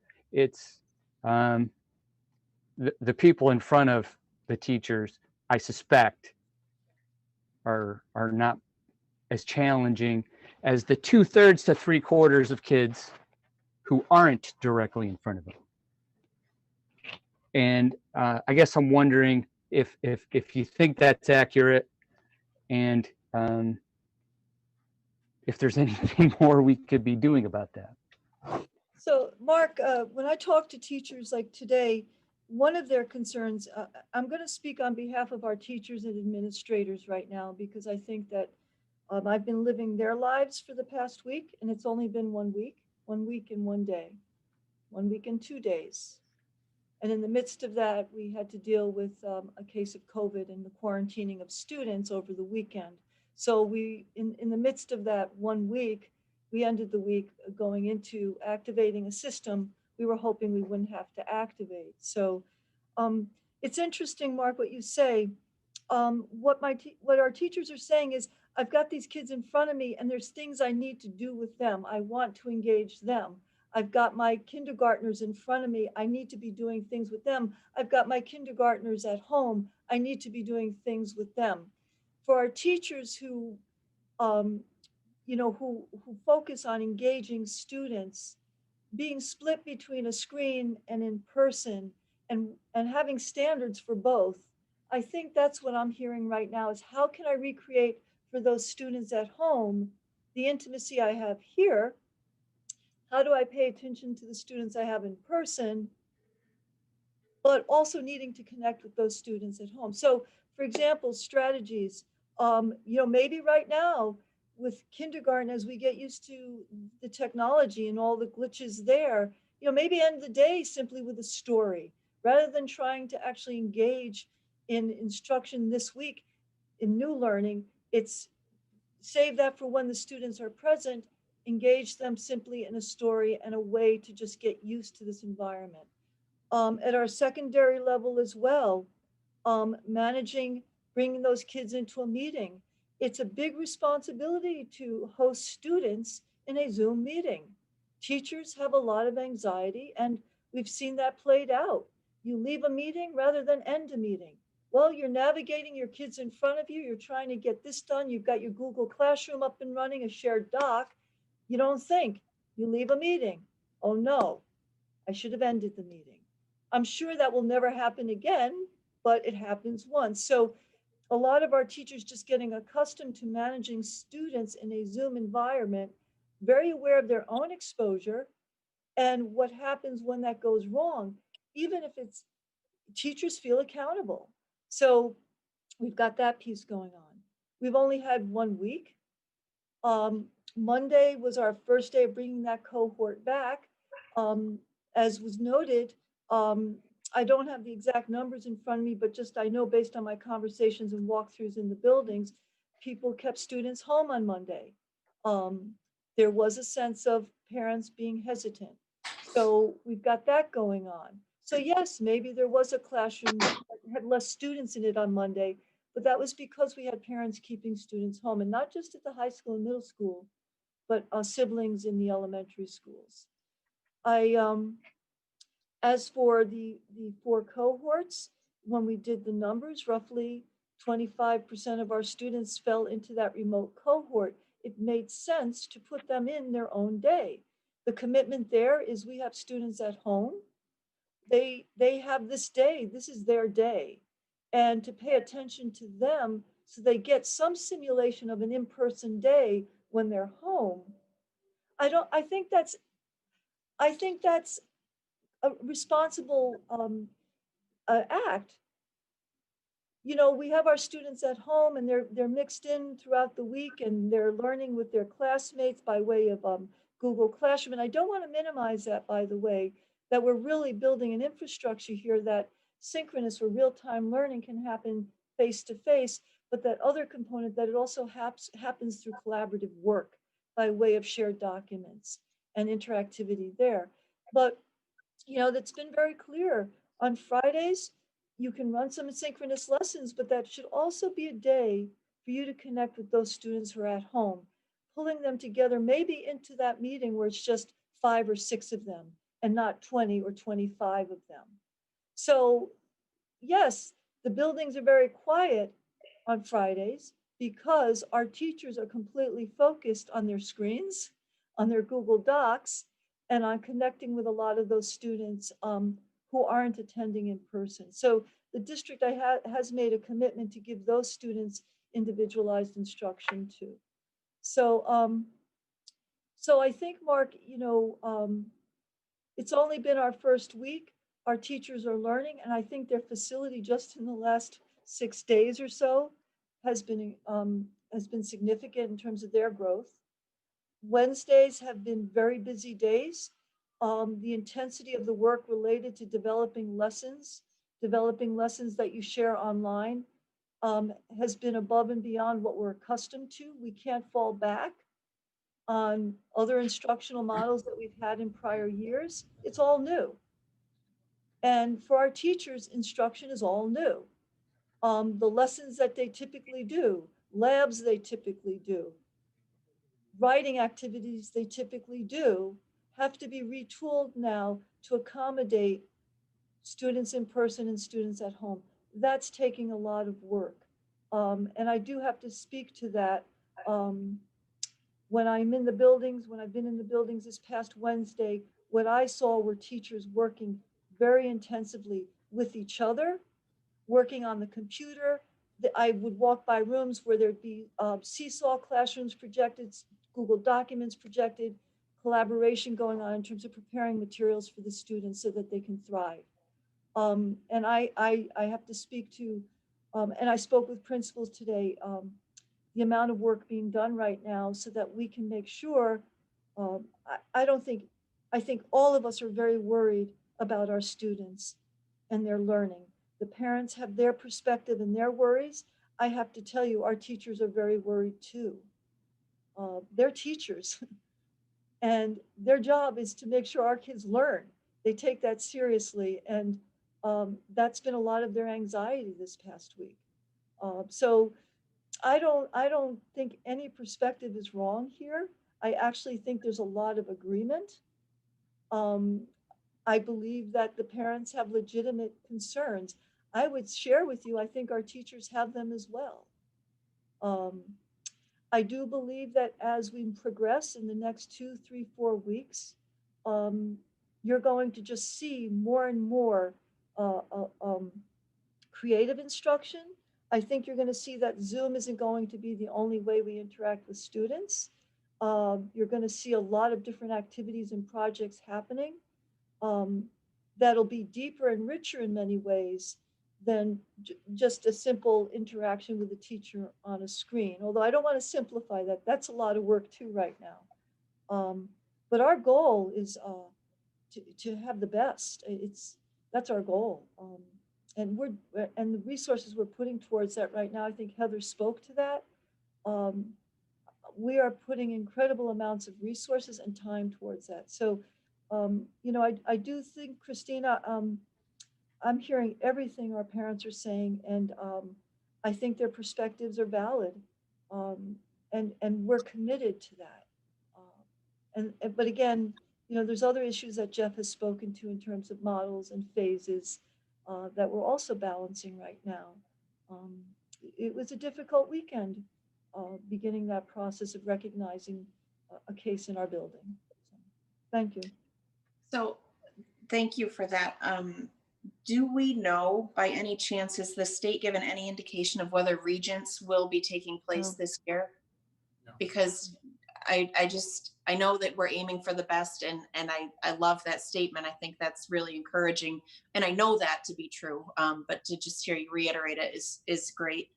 But there is a bar, and if there's kids getting 5 days a week of synchronous learning versus this more experimental type of learning, I just worry about whether we'll be able to hit that standardized bar. But if we don't know, we don't know. Well, we're assuming there's going to be regions. We have to assume there's going to be 3 through 8 ELA and math assessments. So I think with a lot of things right now, we're assuming there's going to be teacher evaluation in APPR. We're assuming that, Christina, and that's what we're aiming towards. And I can assure you, our high school teachers are very aware of that. And having our students on that path is significant. So we're going to work under that assumption. I just see us drive every one of our 180 days in a typical year towards those standards. Yeah. And I know it's going to take a little more uptake to get the ball rolling, but I hope in the coming weeks we see where every day gives some point towards at least those standards. Yeah, I agree. And on that line, I just met today, we're retooling our assessment schedule to look at, we have a system of STAR assessments, and especially at the elementary level.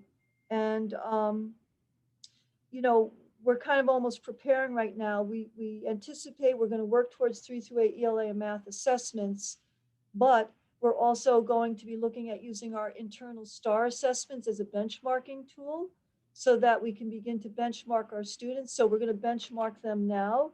In the next few weeks, we're getting that up, implementing a STAR assessment, and we're working with the middle school on that as well. So we're trying to put some benchmarking in place in anticipation of tracking our students. And let's say the state assessments 3 through 8 don't happen, we can use our STAR assessments in the spring to do an end of year benchmarking. So we're already thinking, Christina, what if we don't have the 3 through 8 assessments? We do have some tools in district, so we are doing some long range planning. If we have the assessments, fine. But if we don't, we're already developing a backup so that we can really track student learning and identify gaps and try to remediate them sooner than later. But we're trying to think ahead like that right now on a lot of levels. And it's only the second week of class, so a lot's happening. Sure. And based on this conversation that again, I'm monopolizing, and I apologize for that. But this meeting has been on my mind all since the last one.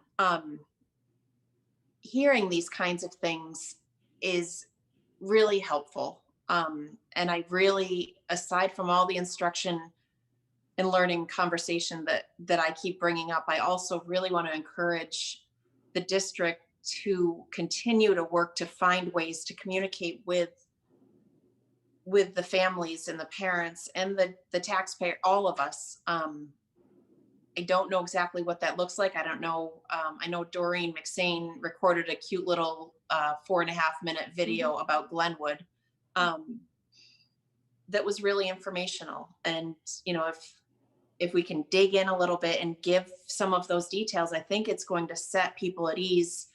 You know, the things that you're telling me, I know to be true, but it really just helps to hear it also and know that, yeah, we're working towards, you know, all the different things that were just said. So I would just really encourage the district to look at ways. I know the typical communication is once every 2 weeks at the board meetings, but this is, as we've all identified, atypical. So we need to look at changing and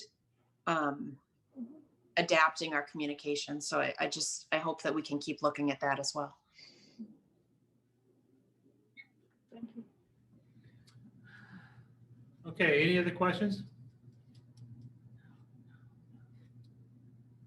Okay, next, I'm going to turn it over to Mr. Bechtel, wants to give us an update on the tax situation that exists within part of the school district. And I think this is something that John had brought up previously, but you know, there has been more inquiries here in the district. So Matt, you want to take it from here? Sure, I'll make this quick. Can everybody hear me okay? Yeah. Share my screen. I just have one quick slide to show with everybody tonight. So, everyone see my screen here? Yeah. Okay. So the questions that have come in over the past few weeks regarding the tax rates particularly in the town of Owego. So for our taxpayers that live in the Appalachian area, wanting to know why their tax bills seem to go up a bit higher than anticipated and higher than what had happened in the town of Vestal. So tax rates for school districts are based on full market value. So there's two things that go into determining what your full market value is for your home. One of them is your assessed value, and that's whatever your local assessor determines the value on your property, as well as the equalization rate. So an equalization rate, it's established by the State Department of Taxation and Finance. And what it does is it represents the percentage of the assessed value of the property as it compares to full market value. So in a sense, it's saying, we think that your assessment, if you have in this particular case, a 66% assessment or equalization rate in Tioga County, the state's saying that full market value, you really probably paid $100,000 for that home. So the reason that things change a little bit differently for Tioga County versus Broome County here, or in the town of Vestal, is town of Vestal's equalization rate is 100%. So the state is saying that the properties in the town of Vestal are assessed at full market value. For the town of Owego, the current year, it's at 66%. So essentially what they're saying is that the value of the properties are only assessed at 66% of what full market value. Last year, the town of Owego's equalization rate, Tioga County, was 72.4%. So with a 2.09% increase in the tax levy, there was also an increase in the tax rate as it's factored up to that full market value equalization rate. So there's a couple of calculations I show here. If you had a $66,000 home in Vestal, equalization rate at 100%, its full market value is 66%. So last year, if you had a $66,000 home in the town of Owego, full market value of that, and I got a typo here, so I got to fix that. Full market value of that was 91,160. So 66 divided by your equalization rate is how it factors up to a full market value. This year, because of the drop in the equalization rate, saying that the assessments are assessed at even lower than market value, it created an even bigger increase in the tax rate. So if you have a $66,000 house in town of Owego this year, its full market value is $100,000. So last year at 72.4% equalization, that same $66,000 house paid taxes based on what, a $91,000 full market value, and this year it's paying at what a $100,000 house it will be paying this year. So I know it's very confusing. So we did put out, because of some of the questions we got, we put out on a website under the district news in the middle of the website. There's still a small article in there that kind of explains this, walks over it, and essentially pointed taxpayers to go out to the New York State Department of Taxation and Finance to determine more information on equalization rates and how they're established, but those are established by the states and not by the school district. So I know this is confusing. If anyone has any questions, I can try to answer them, but there have been a number of questions, so we wanted to just get it out there. So just to summarize, the town of Owego, according to New York State, has been off by more than we thought. According to New York State. So according to New York State. Town of Vestal, probably within the last 15 years, 10, 15 years, did a full reassessment of the whole town, which is more than likely why the town of Vestal is at 100% and why the town of Owego is not. So, you know, they're going to do things where they look at market transactions versus assessments, and that's where they would come up with the equalization rate. So essentially what they're saying is last year, if you bought a house that was assessed at 66,000, you probably paid 91,160. So Vestal School District folks who live in Owego, their tax bills are going to jump more than everybody else's. Correct. At a higher rate, I should say. They're right. So their tax rate goes up higher because when you factor their assessed value up to full market value, it creates a larger gap. Does that make sense? Yep. And just to point this out, it's always good to point this out as much as possible, that folks don't just pay taxes at it's not like sales tax where you just pay a rate regardless. That your tax bill is based on your slice of the pie.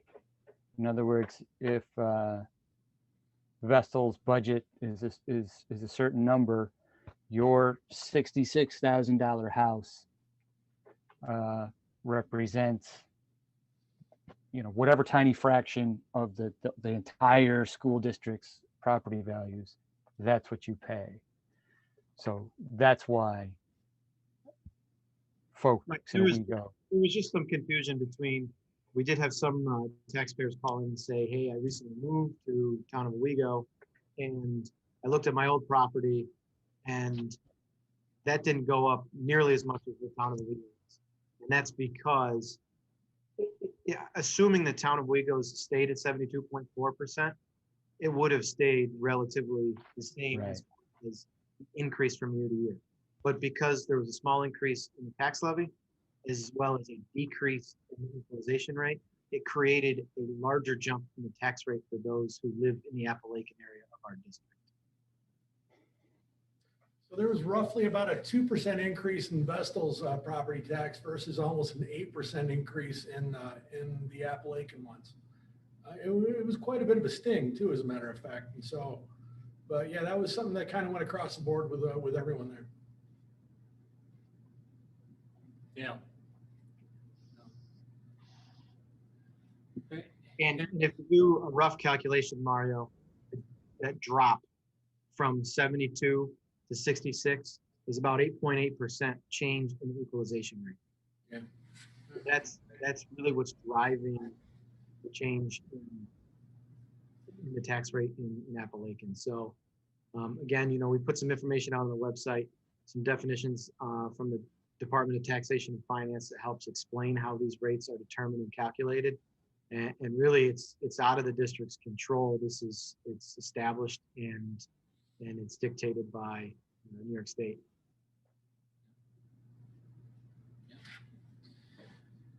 Okay, any more questions on that? Thanks, Matt. Thanks, Matt. So next, Mr. Casson, turn it over to you, construction update and the banner presentation. Yes, thank you. So real quick, African Road construction update. Just want to let everyone know that the sidewalks in the front, all that has been completed.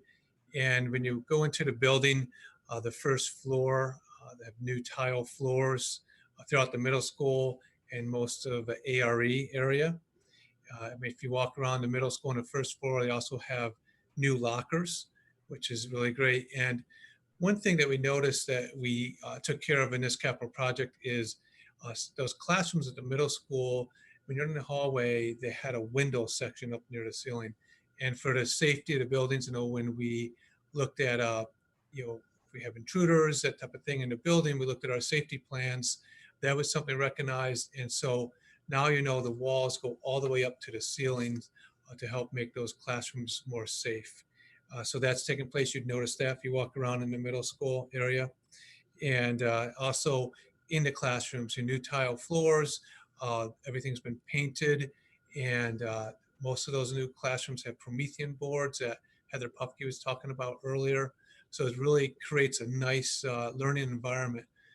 One thing that we're waiting for is the shelving for the windows.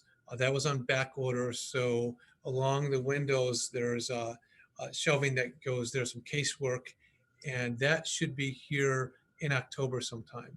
So when that arrives, our construction crew will be working second shift, and they'll begin to install those in those classrooms that have been renovated.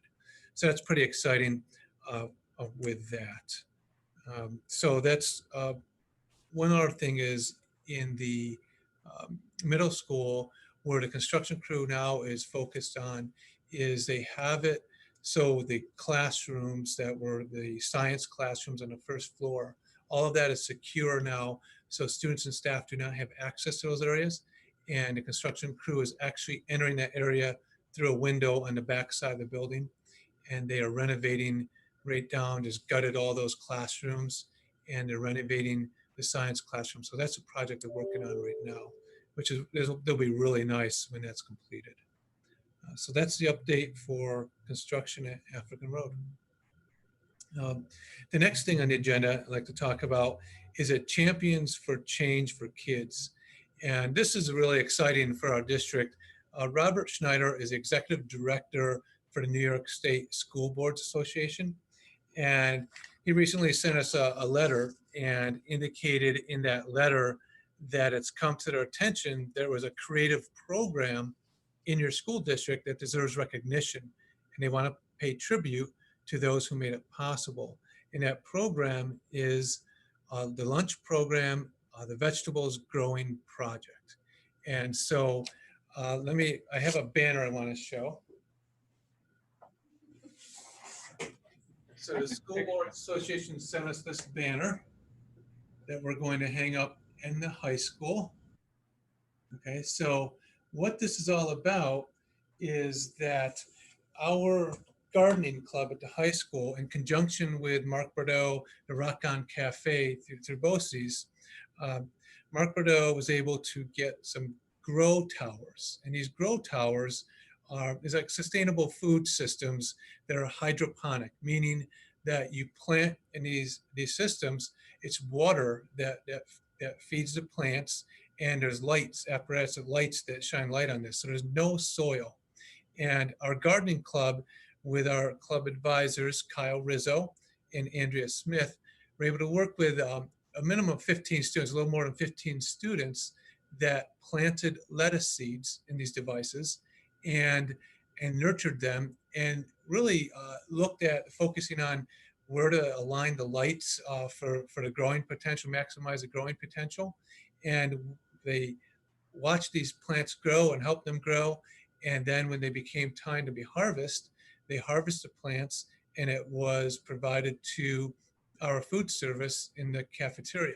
So our food service were able to utilize the plants. And what's really interesting to know is with lettuce, when you harvest it, you cut it, then after a while it grows back. And so that was what's really neat about this, was our students were able to learn about sustainable food systems and growing food that then could be utilized right there in the cafeteria through multiple harvests. So I just think that's a great thing, and we were recognized by that through our School Boards Association, and it's very proud of our students and our staff for doing that. So any questions with that at all? Where did you say the grow towers are located? They're located in science classrooms. Actually, at the high school, there's some prep rooms, and it's in the prep room from Andrea Smith's prep room. And they have, it's hydroponic, so it's water, so it has a motor that moves water system through the plant roots. And that's where the students would work on that. And the big thing that they had to focus on was adjustments of lights to make sure that the lights came on for the appropriate amount of time, and then it allowed for maximum growth of the plants. So it was a real learning experience, and it's really connected well with science, and it's connected well with food sources and sustainability of food and gardening. And there's a big focus on that, and how do we feed the population, and what creative programs can we come up with. And this was a creative program, a lot of work on our staff and students' part, and we were recognized by the New York State School Boards Association. And it's pretty exciting. Just another short topic here with speaking about food services. And if you've noted this before, but I just want to reiterate this, that we do have a free breakfast and lunch for all students, and that is through December 31st. And so students can definitely take advantage of that until that time. And we're not sure if that program will be extended, but at least in the fall until December 31st, it is free lunch and free breakfast for all students. The money for that, is that federal? Federal. It's federal, yes. Yeah. And that was largely, I don't want to call it the stimulus. Right. The most recent one that passed, it was part of that. Am I right? Yes. Mm-hmm. And that's why there's an end date on it. Correct. There's an end date. Mm-hmm. Yeah. So, all right. And that's that concludes my report. Thank you. Okay. Thank you, Mr. Gasson. And at this point, that completes the superintendent's reports.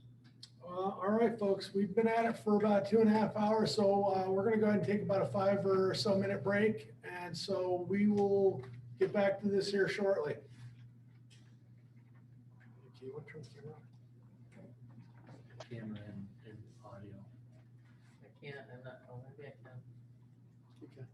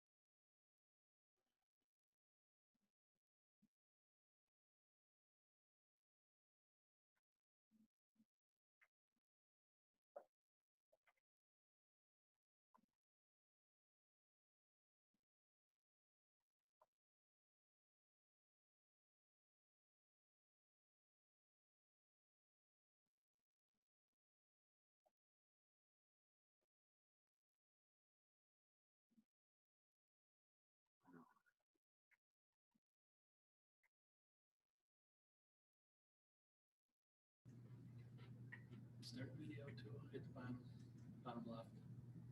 Bottom left. The other left. Why wasn't, well, why doesn't it come up with the camera? No, start video, down at the bottom left. Start video. Yeah, there you go. Okay. Okay, is everybody back? Lynn, John. Is Dino there? I can't tell. Yeah, he was just there. He was in the dark. Yeah. Oh, there he is. There he is. Oh, he just froze. Yeah, okay. Uh-oh, Dino. So we just need Christina. 8:30. There he is. Dino's back. Okay. All right, 8:32.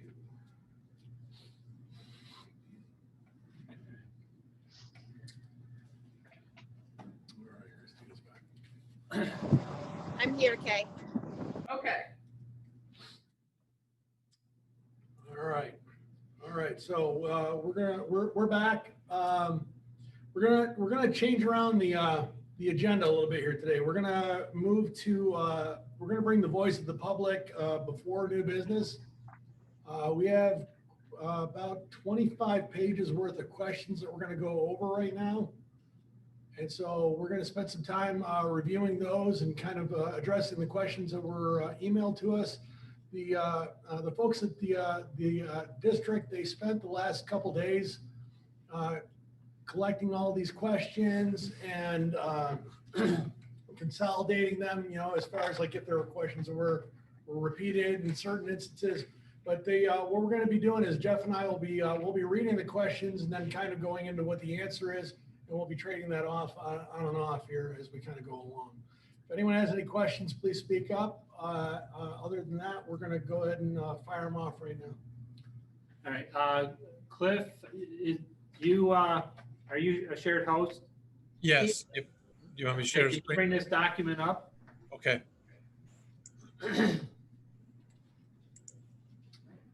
You should see it now. Yep, we can see it. Okay. All right, first one we're going to address is sent in by Joseph Nebawanik. You see his email, but the question was, what considerations were given for families with poor internet services and what steps were put into place to provide these families with adequate resources? That actually was addressed tonight in the superintendent's report under technology by Heather Pufke. And the ensuing questions. So we will finalize the information from her presentation. And all these responses, by the way, they are going to be on our FAQs, our frequently asked questions on our website.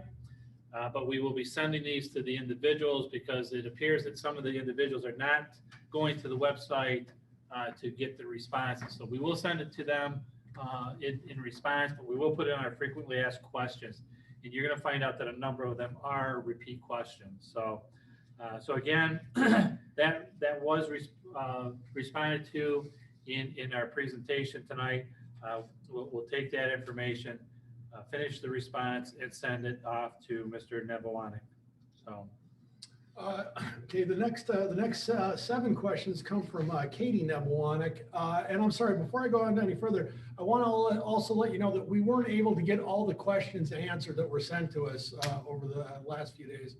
The folks at the district, they answered as many as they could before we had the meeting here today, but they're going to continue to answer those questions and also return those back to the individuals who had sent them in, and also put them up on the website for the FAQs as appropriate. But our first question is, what information was used to determine the square footage of classrooms versus the number of students in class that would adhere to the physical distancing guidelines? That is one of the criteria used to calculate maximum class size during this period of the COVID was the amount of social distancing available in a general classroom. Room by room calculations were done with 6-foot spacing required between desks. Other various factors included classrooms layout in different sizes and configurations, occupancy count, which included students, teachers, and aides for each room, and et cetera, in those kinds of categories. The average classroom can hold between 6 and 12 total students and staff. That information was then used to help create the cohorts. Additionally, when determining cohorts within the master schedules of each building, class enrollments fluctuated based on days of week, courses, remote students, and section sizes. This results in variations in class sizes that can only be established once the schedules were formalized and schools opened.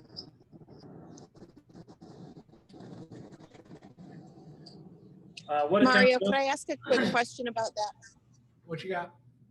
A quick question about class sizes. I don't know how many, but I heard a couple of reports of one child in a classroom. Is that, or two children? And you're mentioning 6 to 12. Can you speak to that at all, or can someone speak to that? Well, some of the things that I'd heard about had to do with attendance, for the day. Also, sure. There was also, the schedules were formalized. I'm sorry, the variations in class sizes could only be established once the schedules were formalized and schools were open. So there's still probably were some changes that had occurred, as the schedules were formed. Actually, I'm not well suited to answer. Yeah, there could be in those situations where it might be one student in the classroom, it may be a special needs student. No, the instances I heard were not. They were not special needs. Okay. Is there a way? I think I'm probably not the only one that would be interested in this, in us seeing some sort of statistics or summary or analysis of the class sizes, just so we're more informed. Is that something that could be provided? I understand not immediately, but over a little bit of time. We could put something together. Okay. And again, it's subject to change. Sure. And would we find that maybe on the FAQs, or where would be a good spot to look for that? We'd have to put something together. You're not going to find it right away. We're going to have to work on that. Yep. And again, it'll be subject to change just as soon as we go to the next phase. Another thing that I recall also is that we were trying to sit there and coordinate between students from the different buildings. And so if we had like a high school student, we tried to coordinate with the elementary also if they had a sibling that was in this, and so we tried to get those together on the same days. And so I imagine that plays a role in how the classes were configured there too. Okay, thank you. Okay, what accountability does the superintendent have as far as answering and responding to questions and concerns of parents, other board members, and the public taxpayer? The district and the superintendent uses various methods of communication, such as school messenger, parent staff emails, district website, newsletters, board meetings, and public open forums for questions and answers. These communications are provided to students, parents, taxpayers, board members, etc. Specific to this inquiry, the numerous reopening questions asked of the district were answered and posted as FAQs on the district website. And on top of that, the communications come from the building levels too, from building principals, from their newsletters, from their emails, and some of those are school messengers too. So there is a good amount of communications going out on a weekly basis. So number 3, why is there no mention of the reopening plan on Tuesday night's agenda? The reopening of the school plan was extensively discussed in previous Board of Education meetings. The district is now open and operating with days of instruction. The board meeting will provide updates to the board and the public on the operations over the past week. The public can view the meeting at the YouTube channel that we have listed here. And that'll be on the website also. But as far as why it wasn't on the agenda, we don't necessarily specify that on the agenda all the time. It would generally come in with the superintendent's report. Okay, the next question, what measurable criteria is being used to follow for increasing our in-person days of instruction? Again, we discussed this tonight. There's no set measurement. There's a number of factors that have to be taken into consideration for that. And the response includes frequently asked questions posted on the website. August 14th, 2020, address the criteria for moving to a different phase. That question was, what needs to happen to get to more in-person days? And will this be evaluated after each semester? The answer to that question was the district will monitor district, regional, and state confirmed cases of COVID-19. The district will also assess our implementation of protocols and procedures for cleaning and disinfecting to ensure we are meeting our goal of keeping students and staff safe. The district's goal is to move to phase 3, K-12, as soon as conditions allow. All right. Question 5, why can every other district in our area offer their students more in-person days of instruction and Vestal, with all of its resources, is offering the least? The answer, Vestal had various committees working over the summer to devise a plan that focused on health, safety, and instruction of our students and staff. To accomplish this, a low density in the classroom was primary. Also, the district wanted to make sure that all systems and protocols were in place and working before moving to the next phase of cohorts. And as mentioned earlier this evening during the meeting, we were instructed, we were informed that Binghamton still hasn't had in-person instruction yet, and will not, I believe, for through the month. At least. Yeah, that's my understanding too. So we are not the only district with as conservative introduction approach. Next question was, how are our auditoriums and gymnasiums being utilized? And the question on district office building now that daycare is not being utilized there, community spaces, etc. The question is on that. So this is a two-part question and two-part answer. The first one, the district looked at various options to try and increase instructional space. For example, use of tents was considered. However, due to the approaching winter weather, this was not deemed a viable option.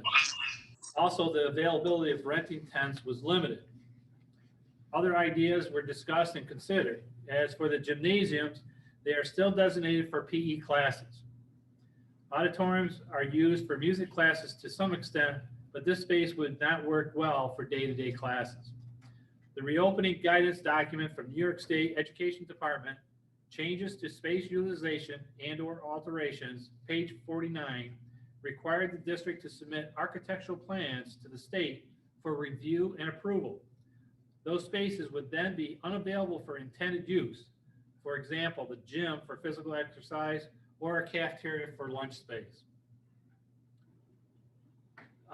Second part of this question, B, the district does lease space to Cub Care Children's Center and the Senior Center, and they are under a yearly contract. And so those are already in place and unavailable for extended learning space for the district. In question 7, it goes into, so our children are being taught 2 times a week by a teacher. How is this acceptable? Do you not believe that our children are being shortchanged in comparison to their peers in our area who have access to their teachers 3 to 5 days per week in person? The response, after 3 weeks of instruction, each teacher will provide a minimum of 2 synchronous lessons per week. For example, a student with 7 classes will have a minimum of 14 synchronous lessons a week and between 2 and 7 synchronous lessons a day. Additionally, students have access to office hours daily and on Wednesdays. The pacing of synchronous lessons allows for students to have screen breaks and complete assigned coursework during the day, in addition to homework completion outside of the school day. Okay, next email, Carol Waltersdorf. Is it true that the administration that is making all the decisions is not communicating with the Board of Education regarding the reopening of schools? That is false. Board members have been included throughout the process. board members were included and invited on reopening subcommittees that developed and reviewed district protocols. A few of these board members did participate. The board has been updated continuously since the inception of the COVID-19 pandemic. They are included in updates sent out to the parents, to staff, and the superintendent regularly updates them by email, phone calls, board meetings, district clerk updates, so forth. Any board member having questions or concerns has an open door to the superintendent to ask questions and have discussions. And we went on to say that the committee listings are included on the district's website under the school reopening if they want to follow up even more. Question 9 is, when will one-day in-person school be evaluated on progress to 2 days or more? This is another frequently asked question that we've had posted since August 14th. The question is, what needs to happen to get more in-person days? Will this be evaluated after each semester? The answer: the district will monitor district, regional, and state confirmed cases of COVID-19. The district will also assess our implementations of protocols and procedures for cleaning and disinfecting to ensure we are meeting our goal of keeping students and staff safe. The district's goal is to move to phase 3, K-12, as soon as the conditions will allow. Okay, third question. It regards the Vestal track was closed to the public all summer, and now that school is back in session, it is still closed. The response to that is, initially the state closed playgrounds, fields, stadium, and buildings to all outside use to prevent group activities from taking place during the closure.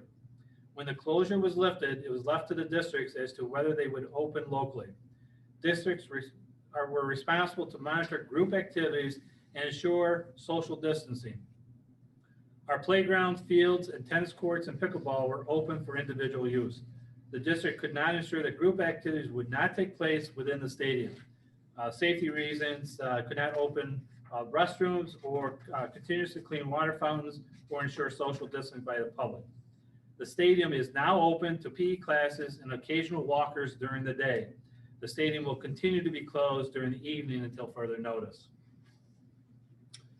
The next 13 questions come from Jim Sacco. The first question is about... Can I just ask, when you say open to occasional walkers? Yeah, we have walkers that are coming in during the daytime and they're walking the track. Like just general public? General public, yeah. That's okay. I wanted to make sure. I totally agree with that being okay, and I like that. That is good. Okay. And so Jim Sacco's first question was answered previously with our answer about returning to moving to phase 3.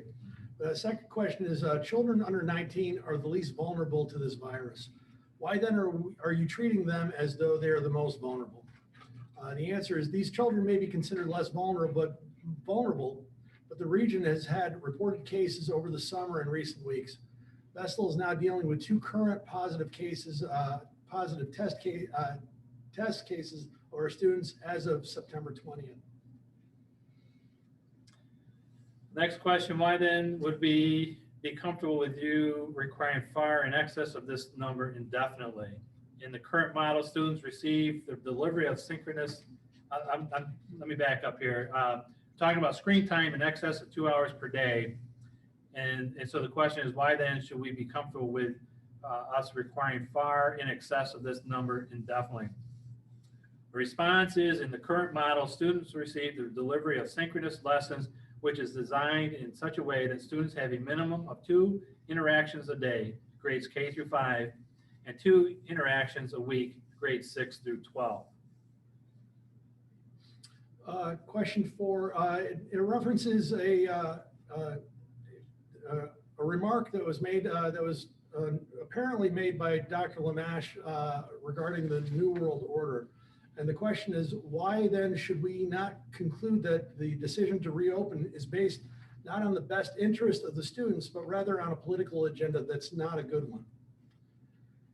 All districts in the region and New York are dealing with a significant change in the educational model. All routines have to be re-examined and aligned to strict protocols of sanitizing and social distancing.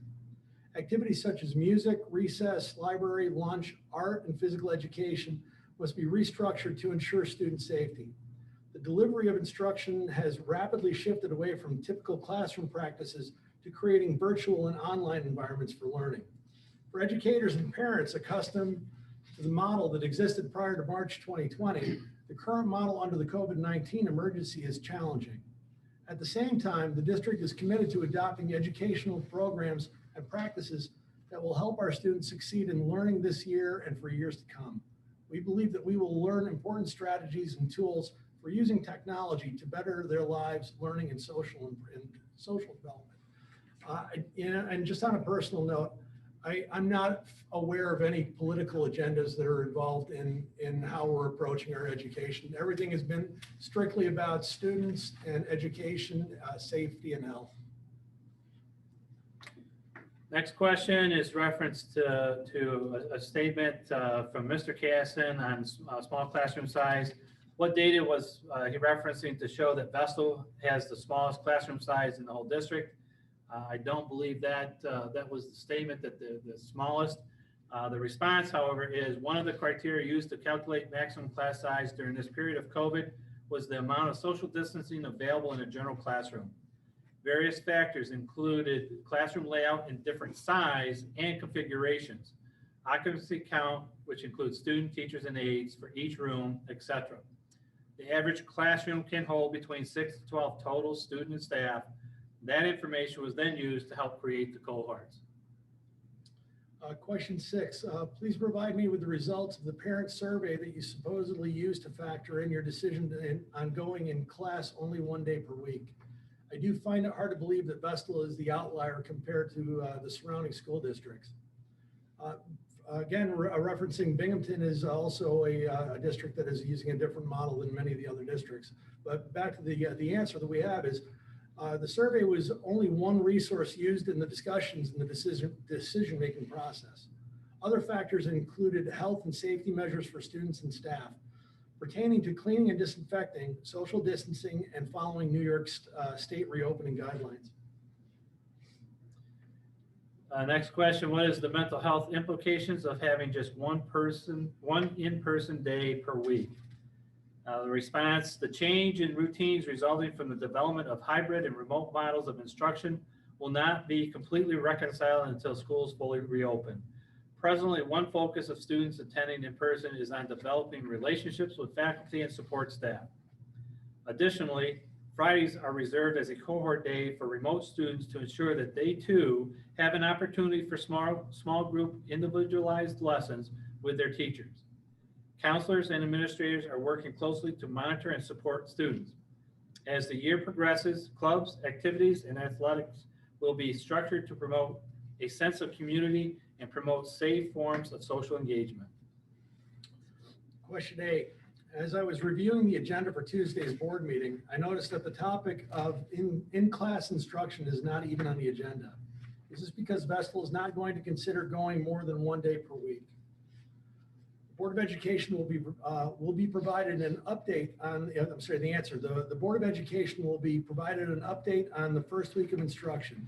Considerations of getting to phase 3 are in the discussions.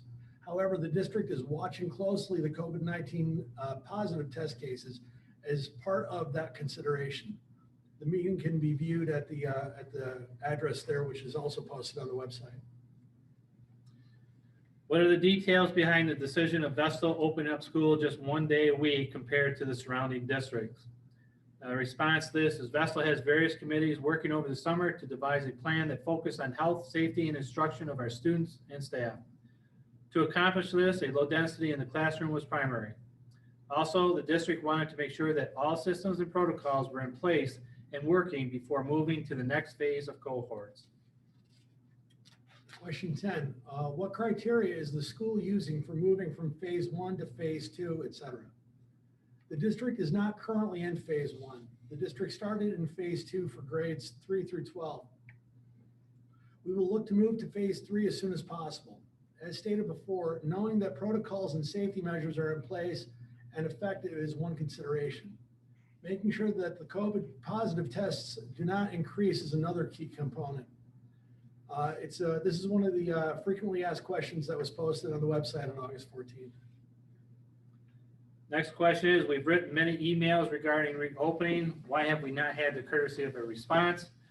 The district has attempted to respond to as many questions as possible under the FAQ on our website. Many of the questions have been similar in nature and can be answered most efficiently in this manner. And I will say that, again, this go round, we will be responding back to these individuals with the responses, but they will still be on the FAQs on our website. The next issue, we got two questions from the next one. The first one is the technology has been a disaster, number 12. So the response is, for the start of school, Monday, September 14th, the district's network filter, iBoss, created internet issues. This was an issue from the vendor and was corrected the next day. There was an area-wide BOCES network issue at the beginning of Tuesday. Ddos was a network attack on the BOCES network. This was quickly addressed by BOCES, by the BOCES techs. In addition, there was a Google nationwide issue that affected the district. Okay, the next question was, even the COVID tracker to let parents know the state of the district is lacking data. Yes, the district was unable to access the New York State portal for the COVID reporting until Friday, September 18th. New York State corrected this issue on the 18th, and the district was able to update the website and has since Friday, and it's done on a daily basis. The next question is from Kristen Williams. We addressed the issue of please explain why our district will not allow access to the outdoor facilities that are normally open to the public unless used by a district group or team. The answer is initially the state closed playgrounds, fields, stadiums, and buildings to all outside use to prevent group activities from taking place during the closure. When the closure was lifted, it was left to the districts as to whether they would open locally. Districts were responsible to monitor group activities and ensure social distancing. Our playgrounds, fields, and tennis courts and pickleball were open for individual use. The district could not ensure that group activities would not take place within the stadium. Safety reasons the safety reasons include they could not open the restrooms or continuously clean water fountains or ensure social distancing by the public. The stadium is now open for PE classes and occasional walkers during the day. The stadium will continue to be closed during the evenings until further notice. The next question, it's a repeat question. Why there can't be more attendance more than 2 days a week? And again, it's referencing back to the frequently asked questions posted on the website, August 14th, 2020. The next question is from Dina Kalina. And those are nine questions are coming through here from her. Number one, the middle school may have the most restrictive environment in the district. Children go 7 hours in a single classroom while high school students can change classes. They wear masks for as long as 3.5 hours without a mask break. Kids have 3 minutes between teacher changes to get up and stretch, but don't really get to move around anywhere else for the entire day. 2/3 of kids eat lunch in the class as well. The response. The current model was designed to minimize the mixing of cohorts and ensure that rooms can be properly sanitized. It is a similar model to the elementary school. The team structure at the middle school allowed for this model to work at the middle school and not the high school. Next question, middle school teachers are teaching to the camera remotely and to the kids in class at the same time. The kids in class are seeing the teacher's lesson on their devices. A response to this is that some teachers may choose to have students in class joining the Zoom meeting so they can engage with their classmates at home. In this first week, teachers are getting accustomed to teaching with in-person and remote students at home. This is a new model. I'm going to do number 4 if you can do number 3. Well, three just hasn't been answered yet. We will swing back to that one, get that answered, and and return that to the sender. All right, thank you. Number 4, Glenwood school children have a 10-minute morning log on and meeting, then log off. At 3 p.m., the kids log on, sing a song, and log off. The response: this is the first week of instruction. Elementary teachers are currently setting up technology access in their rooms in such a way to acclimate themselves to it and teach students on how to use it. Next question is regarding high school English. IB students had no contact with their English teacher this week because the teacher said they do not like Zoom. There are many of other individual instances regarding our plans. The response here is, I don't know if that information was shared with the building administration, the building principal, but it should have been. So we will follow up with the high school administrators on this issue. Question 6, are we taking attendance regarding class size? The response, attendance for in-person and remote is being recorded period by period and daily. This data will be used in discussions to move to phase 3. I already answered you, sorry. Yeah, that's a repeat. So 8, we'll have to provide an answer there. Actually, that's more of a statement, not a question. And lastly, we should include another survey given to parents to monitor their opinions of how well our plan is working. The best part of our plan is its flexibility. If we change phases, what criteria are we going to use? And should it include parental concerns? As we move forward, and especially as we get to phase 3 or closer to phase 3, we will look to provide input or feedback from parents and from students. So we will continue to use that. The next question comes from Kelly and Chad Smith. Our one question is regarding how the state dashboard will be updated and typically when. Could this be discussed at a board meeting?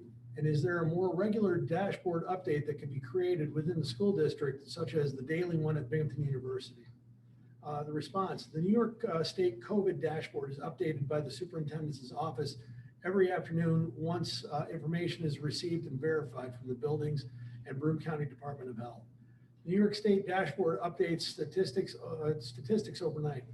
COVID-19 school report card can be viewed at, and this is the website here. I imagine we have posted on our website. It is our website too. So I think for Kelly and Chad Smith, again, that was a question asked earlier, but it wasn't until Friday that New York State actually got Vestal set up on the system where the data could be entered. So you should see updated data on a daily basis, other than the weekend. So Jeff, I saw that we have one case reported now. In theory, based on what we heard tonight, we should see 2 cases as of tomorrow morning. Yes. Okay. Actually, Christine, I thought we had reported 2 as of today already. But you said it updates overnight, so that's why I assumed it would. Yeah. It says 1 right now. I checked it during the meeting. Okay. Then tomorrow it should show the second one. Yes. Okay. All right. Thanks. Yep. This next question is from Nathan Toomey. I'm under the impression that entire classes of students were forced to quarantine due to the COVID case at the high school this week. 1, can the Board of Education confirm that this is accurate? And 2, if this is accurate, can the Board of Education please provide a rationale for this? Look, at the response is, the Broome County Health Department has conveyed that contact tracing for schools includes all individuals in the same room for more than 10 minutes, not simply individuals that are within 6 feet of the positive case. And this is a protocol that has changed a few times. This is the most recent one and comes into play now that we have a COVID case. So the school district will adhere to the directives of the Broome County Health Department in these cases when a COVID case, a positive case has been identified, and what the steps are for quarantine or even for when a student or staff is off the quarantine and may return to the district. So The next question is from Joseph Nebulonik. How many board members and steering committee members were in favor of the horrible plan that Vestal approved? How many extra spaces in the district were measured and brought into consideration to place students for more classes? Why are there 4 or less students in some classes when every classroom can safely accommodate more? Last but not least, what specifically are teachers doing on Wednesdays and Fridays? The response: there were over 100 individuals and volunteers to serve on the steering committee and subcommittees. Countless hours were spent on developing the reopening plan. Student and staff health and safety, along with instructional resources, were weighed heavily in this plan. Okay, Cliff, I'm gonna go back and read the other one. Carrie Ochi, and family attends the Vestal High School, and I wanted you to know that I think Vestal has done a fantastic job with the reopening. I heard parents were planning to picket the meeting tomorrow to fully open up the school. This is foolish and dangerous. Parents who don't agree should feel free to send their child to another district. I work in the human service field. I know that for a fact, COVID is real, even though ignorant and uneducated people believe otherwise. As you are well aware, COVID is a dangerous and easily transmittable. Yet I feel very safe sending my family member to school 1 day a week with the precautions Vestal has put into place. You've made science-based decisions and balanced the safety of the children with the need for in-person learning the best you possibly can in this very difficult time.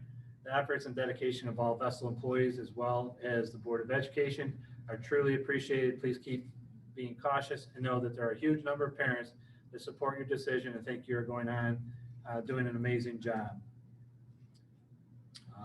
And so another response. I just wanted to make a comment on that one.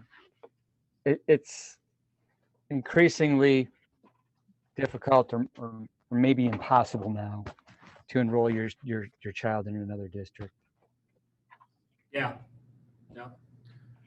The next remark is from Lisa Blackwell. I'm writing to let the Board of Education know that I appreciate the hard work and dedication of Dr. Lamash, Ms. Young, Dr. Blaine, and all the administrators, teachers, and staff who are working so hard to provide a safe and effective education for our children during these challenging times.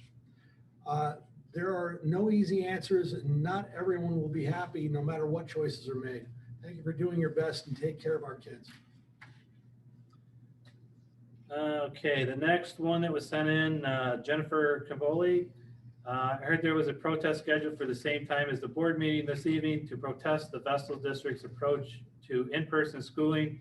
I just wanted to let the board know that as parents of 2 ARE elementary school students, I am so grateful for the cautious approach that our district has taken.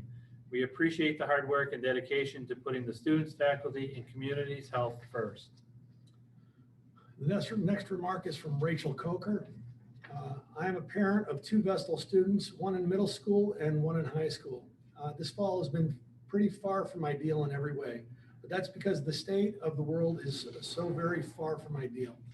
Vestal school administrators and teachers are doing their best for our kids each day and manage to adjust to the new realities of our lives with a remarkable creativity and intelligence.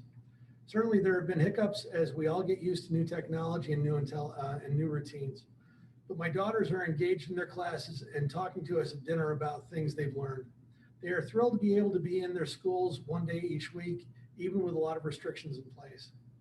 I appreciate the cautious science-based reopening plan that the district has put in place, and I hope that we'll be able to add in-person days as well as more extracurriculars if the virus can be contained. There's no perfect scenario this fall, and a million ways each of us can wish things were different. I think Vestal has done a good job of giving families choices about how to manage risks while ensuring our kids are able to continue on with their academics. The next letter is from Michelle and Chris Schleider. We would like to thank you.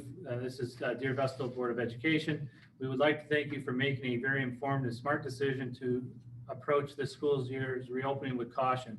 The health and safety of students, faculty, and staff are your top priority, and we truly appreciate this. We have 1 child in the Vestal Middle School and 1 at African Road Elementary, and we feel that your reopening plan is the safest way to contain any possible outbreaks. Thank you for your careful and thoughtful consideration of the Vestal District community, and please know that you have our support. The next 5 questions come from Rob Hammaker. One is, what are the specific tracing and quarantine guidelines the schools following? 2 is, what are we doing to address cyberbullying and teacher bullying? 3 is, why are we catering to the least common denominator? Why can we not run 2 simultaneous plans that are more workable for students? I'm not sure what that's in reference to there. And 4, how can we hold union and teachers accountable? The answer for that one, the response is, please contact the building principal so that it can be followed up. And 5, can you please discuss the importance of mental health? And we refer back to the contacting the building principal in terms of the behavioral health issues. In terms of the other questions, we don't have answers for those at the time, and so we'll try to address those as best we can in the future. Yep, we will do that. I don't mean to interject here again, and I apologize. The mental health question and some of the extracurricular comments reminded me of a question I had earlier when Josh was speaking about the athletics plan. Is there a consideration or discussion about trying to do something similar with some more other non-athletic extracurriculars, like maybe not the musical and the play, something drama, or you get what I'm saying, to look at more extracurriculars besides. Yeah, Mark, we are taking a look at the clubs and the activities and things like that, and that will the results of that will be coming to the board on the next board meeting. But yeah, we're talking about what can we do with marching band, what can we do with the concerts, the play. There's a lot of discussion, and there's a real effort to try to put something together for the kids. Okay. I figured that was the answer, and I know athletics was understandably, when all these other school districts are involved and the leagues are making all these plans together, that kind of came first. But anybody watching, I wanted them to know that other stuff is probably coming. Yeah, absolutely. The next letter is from Nathan Toomey. Dear board, I am the parent of 2 high school students at high school, and I'm writing to let you know how upset, disappointed, and frankly angry I am that Vestal schools are in person only 1 day per week. I appreciate the difficult decisions that your team has had to make over the previous weeks. Approximately 80% of parents indicated in the parent survey that they wanted in-person classes for their students. The 1 day per week response from the school district strikes me as merely a token effort in response. Our kids are sitting on couches watching Zoom meetings and YouTube all day. I would much rather take the small risk of COVID than I would the tremendous risk that our kids now face of drug abuse, depression, and mental disorder that stem from simple boredom and loneliness. The FAQ on your website admits that you took a conservative approach. This was not a conservative approach. It is a dangerous and reckless approach. If COVID strikes in our schools, we can cancel class. But this preemptive canceling is a dangerous precedent that takes no consideration of the mental well-being of our children. I want to see clear action that gets our kids back in school at least 50% this fall. Otherwise, I plan to work with other parents in the area to coordinate a no confidence vote in your board membership. Furthermore, I want to see all the fall athletics program opening up, even if only for interim club type of activities. My kids, like so many others, desperately need outlets for their ambition, creativity, social needs, etc. The current situation is devastating to the mental health of our children, something that seems to be forgotten in the COVID discussions. When I moved to the area three years ago for my job at BU, I selected the Vestal School District due to its outstanding reputation. Please do not let the present situation tarnish the hitherto excellent quality of the Vestal education. The next statement is from Stephanie Pfeffer. Dear to the BOE of Vestal School District, why is there no update on the agenda for tonight's meeting regarding first week recap of school transparency, and feedback from parents and students. Our son is not being served by the State of New York Board of Education and specifically by the leadership of the Vestal High School. He needs to be in school more than 1 day a week. He needs a minimum of two days per week. There are only a few kids in his Tuesday school classrooms. And the Zoom synchronous learning is a farce. We do realize that teachers are doing what they can in the absence of being educated how to teach remotely. Our son needs real-time teaching in person. In 2 weeks, we are told that Vestal High School is moving to a more detached version of schooling called asynchronous learning, based on our learnings from the spring of 2020. Asynchronous learning is a fast fail. Our son is motivated and a high-achieving young man, and like most students, can learn in the classroom better than sitting behind a computer screen. He needs a consistent schedule that which includes socialization and human in-person interaction as per the American Pediatric Academy. COVID-19 planning considerations, guidance for school reentry.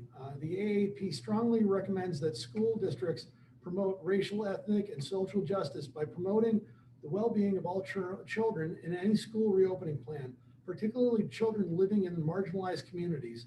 It's August 19, 2020. Apparently it's the link to the website. The BOE needs to wake up and get feedback from the parents. Transparency is necessary. To be awakened by an 11 p.m. phone call from Clifford Casson on a Sunday evening shows poor judgment by whomever. It screams of alarmism and was unnecessary. Robocall easily could have been made today during civil hours. We are not sitting near our phones waiting for the first cases of COVID. Yeah, and just a comment on that, we apologize for any inconvenience that might have caused, but there are a number of families that did need that information. We're appreciative of having that as they made decisions for the attendance of their children the very next day. By putting that information out the next day would have created some undue hardships on top of what we were already dealing with. So apologize for the inconvenience.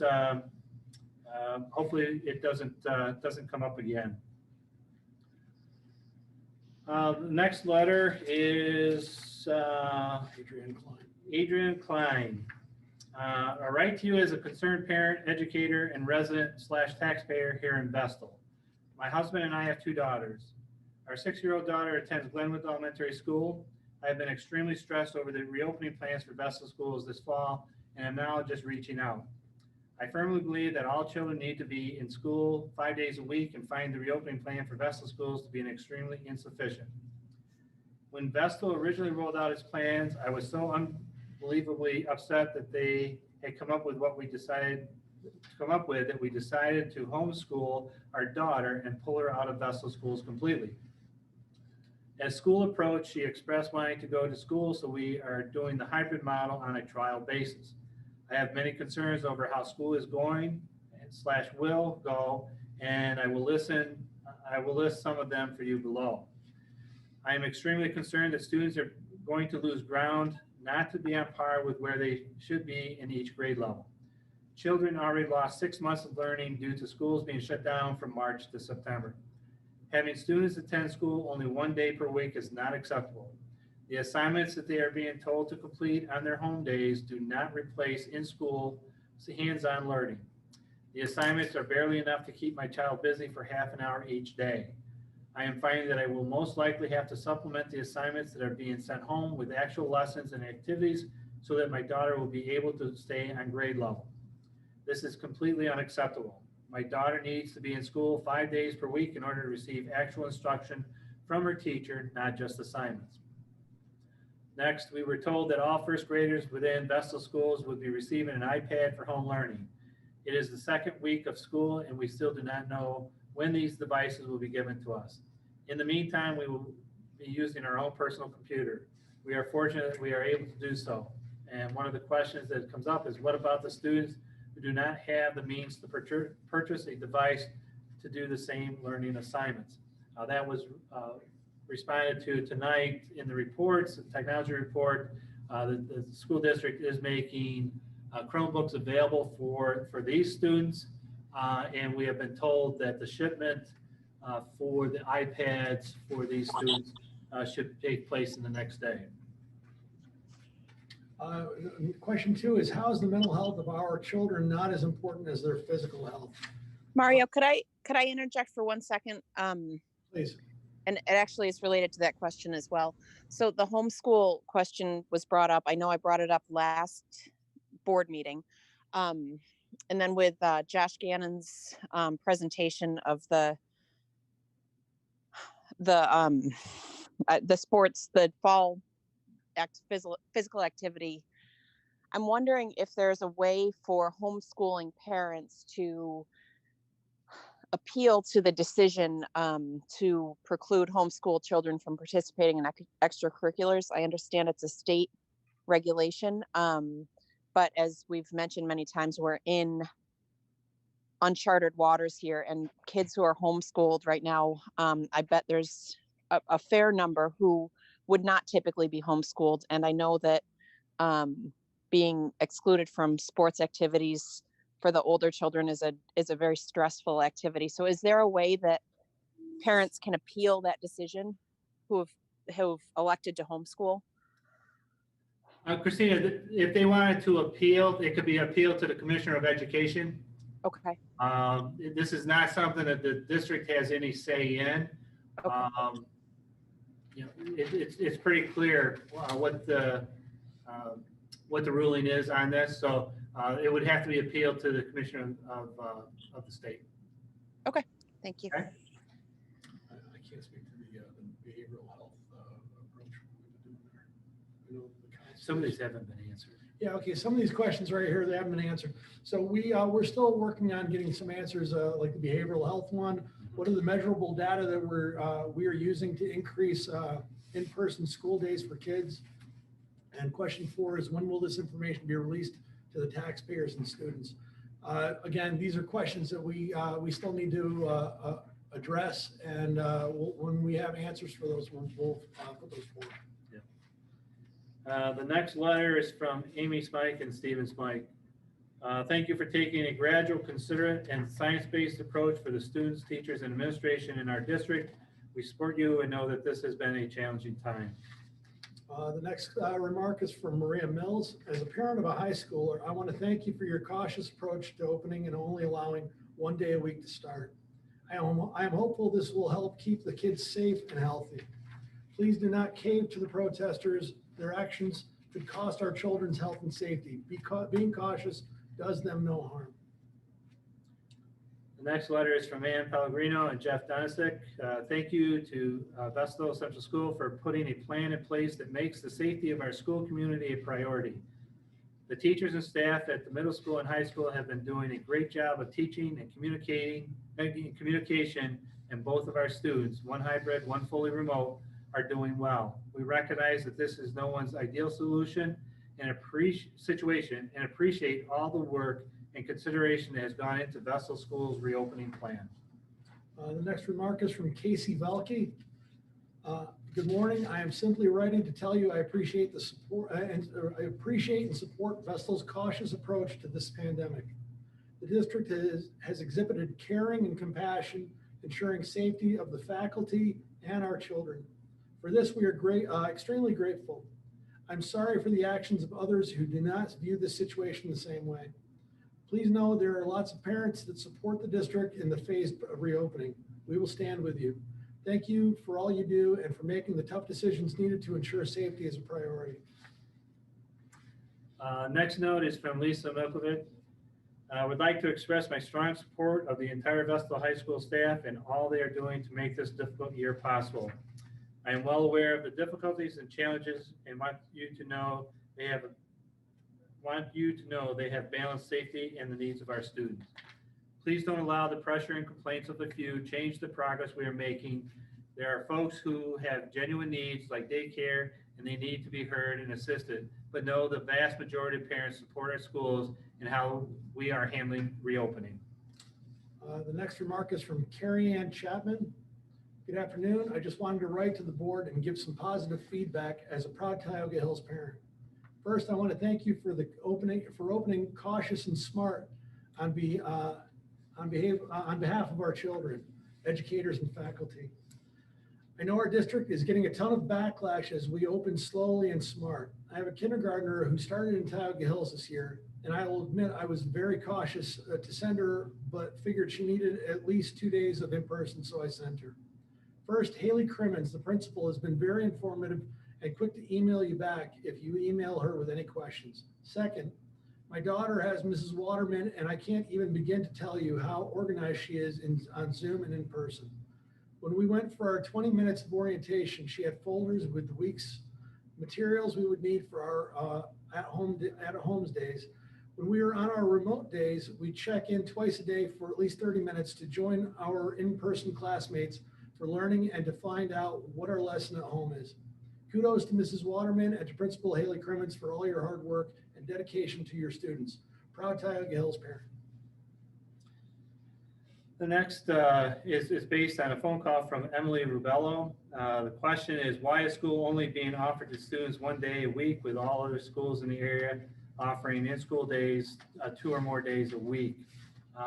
Again, this is a question that's come up and has been answered, but Vestal had various committees working over the summer to devise a plan that focused on health, safety, and instruction of our students and staff. To accomplish this, a low density in the classroom was primary. Also, the district wanted to make sure that all systems and protocols were in place and working before moving to the next phase of cohorts. The next remark comes from Jennifer Potter. This letter is to voice my disappointment in Vestal Central School District's reopening plan. To say I was shocked when I learned that my children were only going to school 1 day per week is a gross understatement. I'm a teacher in a neighboring school district where the students are going every other day, 5 days per week.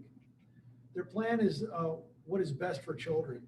The guilt I feel providing quality education to children while my children sit at home 4 days a week is overwhelming. I chose to be a working mother and for years had to wrestle with the feeling of being pulled in 2 directions. When both of my children were in school full time, I could finally take a deep breath. That feeling has returned with a vengeance. It is often difficult to concentrate at work because I'm worried about my children and the educational opportunities that are passing them by. Academic rigor is only one aspect of what they are being deprived of. School is not only a place for learning. It is and should be a place where children grow socially and emotionally. These skills are what prepare them for the next step and lead to future success. My husband and I are both Vestal alum, and we did not even consider buying a house in any other district other than Vestal. We always respected Vestal's emphasis on academics and responsible citizenship. We chose to raise our children to Vestal, hoping they would get the same high level of education we both received. That could not be any further from the truth with this current plan. Our children are being left behind and being robbed of not only the opportunity, but the right to a student-focused education. My daughter is a senior and she is losing precious time, experiences, and memories she will never have the chance to make again. I wholeheartedly understand the safety of students and staff has to be the utmost importance, but the students' needs are not being met. Class sizes of 3 to 6 students are not a class. My son is in 7th grade and sits in the same room with the same 5 students all day, even for lunch. You cannot build camaraderie or a class community with so few students. Learning cannot happen if students do not feel invested and valued. This was the Vestal I once knew and loved, and the Vestal we need to return to. Okay, the last one that we have, Therese Weisner Rosales. I'm writing, dear District Clerk, I am writing to you to give my support of your conservative approach to school attendance. Of course, we all want our children to go to school 5 days a week, but in the midst of the current pandemic, I stand behind your decision to have the students attend only 1 day a week to make sure our community is safe. Okay, that is pretty much all of the response we got today. There was a 4-page document. These letters and the responses will be sent to the individuals. We will send them to the Board of Education when they are complete, and they will show up on our frequently asked questions section on our website. All right, now we move on to new business. Can I have a motion to accept Schedule A, B, C, F, and an updated Schedule P? Thank you. Dino and Tony, questions or comments? Just want to wish the best to everybody on Schedule P. All in favor, say aye. Aye. Opposed? Abstained? The schedules are approved. Resolution 1, acceptance of donations. Can I have a motion, please? Linda and Sylvia, questions or comments? All those in favor say aye. Aye. Opposed? Abstained? The motion's approved. Okay. Put us on back on video. Bottom We're not, left. why aren't we on video? Bottom left. Bottom left. Start video. Sorry about that, folks. We're back. Resolution 2, tax rolls corrections, the second round. Can I have a motion, please? Christina and Mark, questions or comments? All those in favor say aye. Aye. Opposed? Abstained? Motion is approved. Resolution 3, contractual agreements with Binghamton University's Children Unit, 2 months? 2 months. Can I have a motion? Sylvia and John, questions or comments? All those in favor say aye. Aye. Opposed? Abstained? Motion is approved. Resolution 4, contractual agreements with Binghamton University's Children Unit, and this is the 10-month. Lynn and Sylvia, questions or comments? All those in favor say aye. Aye. Opposed? Abstained? Motion is approved. Resolution 5, services agreement with Melissa DiVincentis. There we go. DiVincentis, there we go. Can I have a motion, please? Dino and Tony, questions or comments? All those in favor say aye. Aye. Opposed? Abstained? Motion is approved. Resolution 6, services agreement, marching band for 2020, 2021. Can I have a motion? Dino and Lynn, questions or comments? Mark, this is in line with what you just asked, I believe. The marching band is trying to put a plan together for the students. Okay. Yeah, sometimes I ask the question kind of knowing the answer, just so it's talked about. There you go. All those in favor say aye. Aye. Opposed? Aye. Abstained? Motion is approved. Resolution 7, BOCES rental of facilities, the Oak Tree Program, 2020, 2021. Lynn and Dino, questions or comments? All those in favor say aye. Aye. Opposed? Abstained? Motion is approved. Resolution 8, BOCES rental of facilities, New Visions Program, 2020, 2021. Can I have a motion? Motion, please. Dino and Lynn, questions or comments? All those in favor say aye. Aye. Opposed? Abstained? Motion is approved. All right, future meetings. Tuesday, October 13th, it's a 6 p.m. regular meeting. As far as we know, we're still doing Zoom into November at this point in time. As far as I know, we haven't Has it been extended? Yeah, we Okay. haven't heard Yeah, that. we've heard no change, and so we're going to continue on. I just want to mention that the audit committee will meet at 5 o'clock Oh, this is on on the 13th prior to the okay, meeting. and also this it's not on here, but the audit committee will be meeting at 5 o'clock on Tuesday, October 13th. You know, prior to the 6 p.m. meeting. Mario, could I ask a quick question? Go ahead, Christina. Is Zoom mandatory, or could we attend and socially distance if we elected to? Sure. Yeah. Yeah, we have we may move to a different room, but yeah, I don't see any reason why not. Okay, maybe we could communicate via email and see who's interested in that. Sure. Make a difference as to how many people were in the room. Yeah, we'll have to make different arrangements. Yes. So we'll have to see how depending on the numbers of people who might want to come in, we may have to make some some arrangements that way. But yeah, that sounds workable. We could have a hybrid. There we go. I like it, Tony. All right, our next meeting after that is Tuesday, October 27th. That'll also be a 6 p.m. regular meeting. That's at the administration building and Zoom. Tuesday, November 17th is another 6 p.m. regular meeting. That's also with the administration building and via Zoom. And so can I have a motion to adjourn into an anticipated executive session to review the recommendations on the Committee on Special Education, the Committee on Preschool Education? Lynn and Dino, questions or comments? All those in favor say aye. Aye. Opposed, abstained. We are adjourned to executive session. I have to get rid of Tim. So thank you, folks.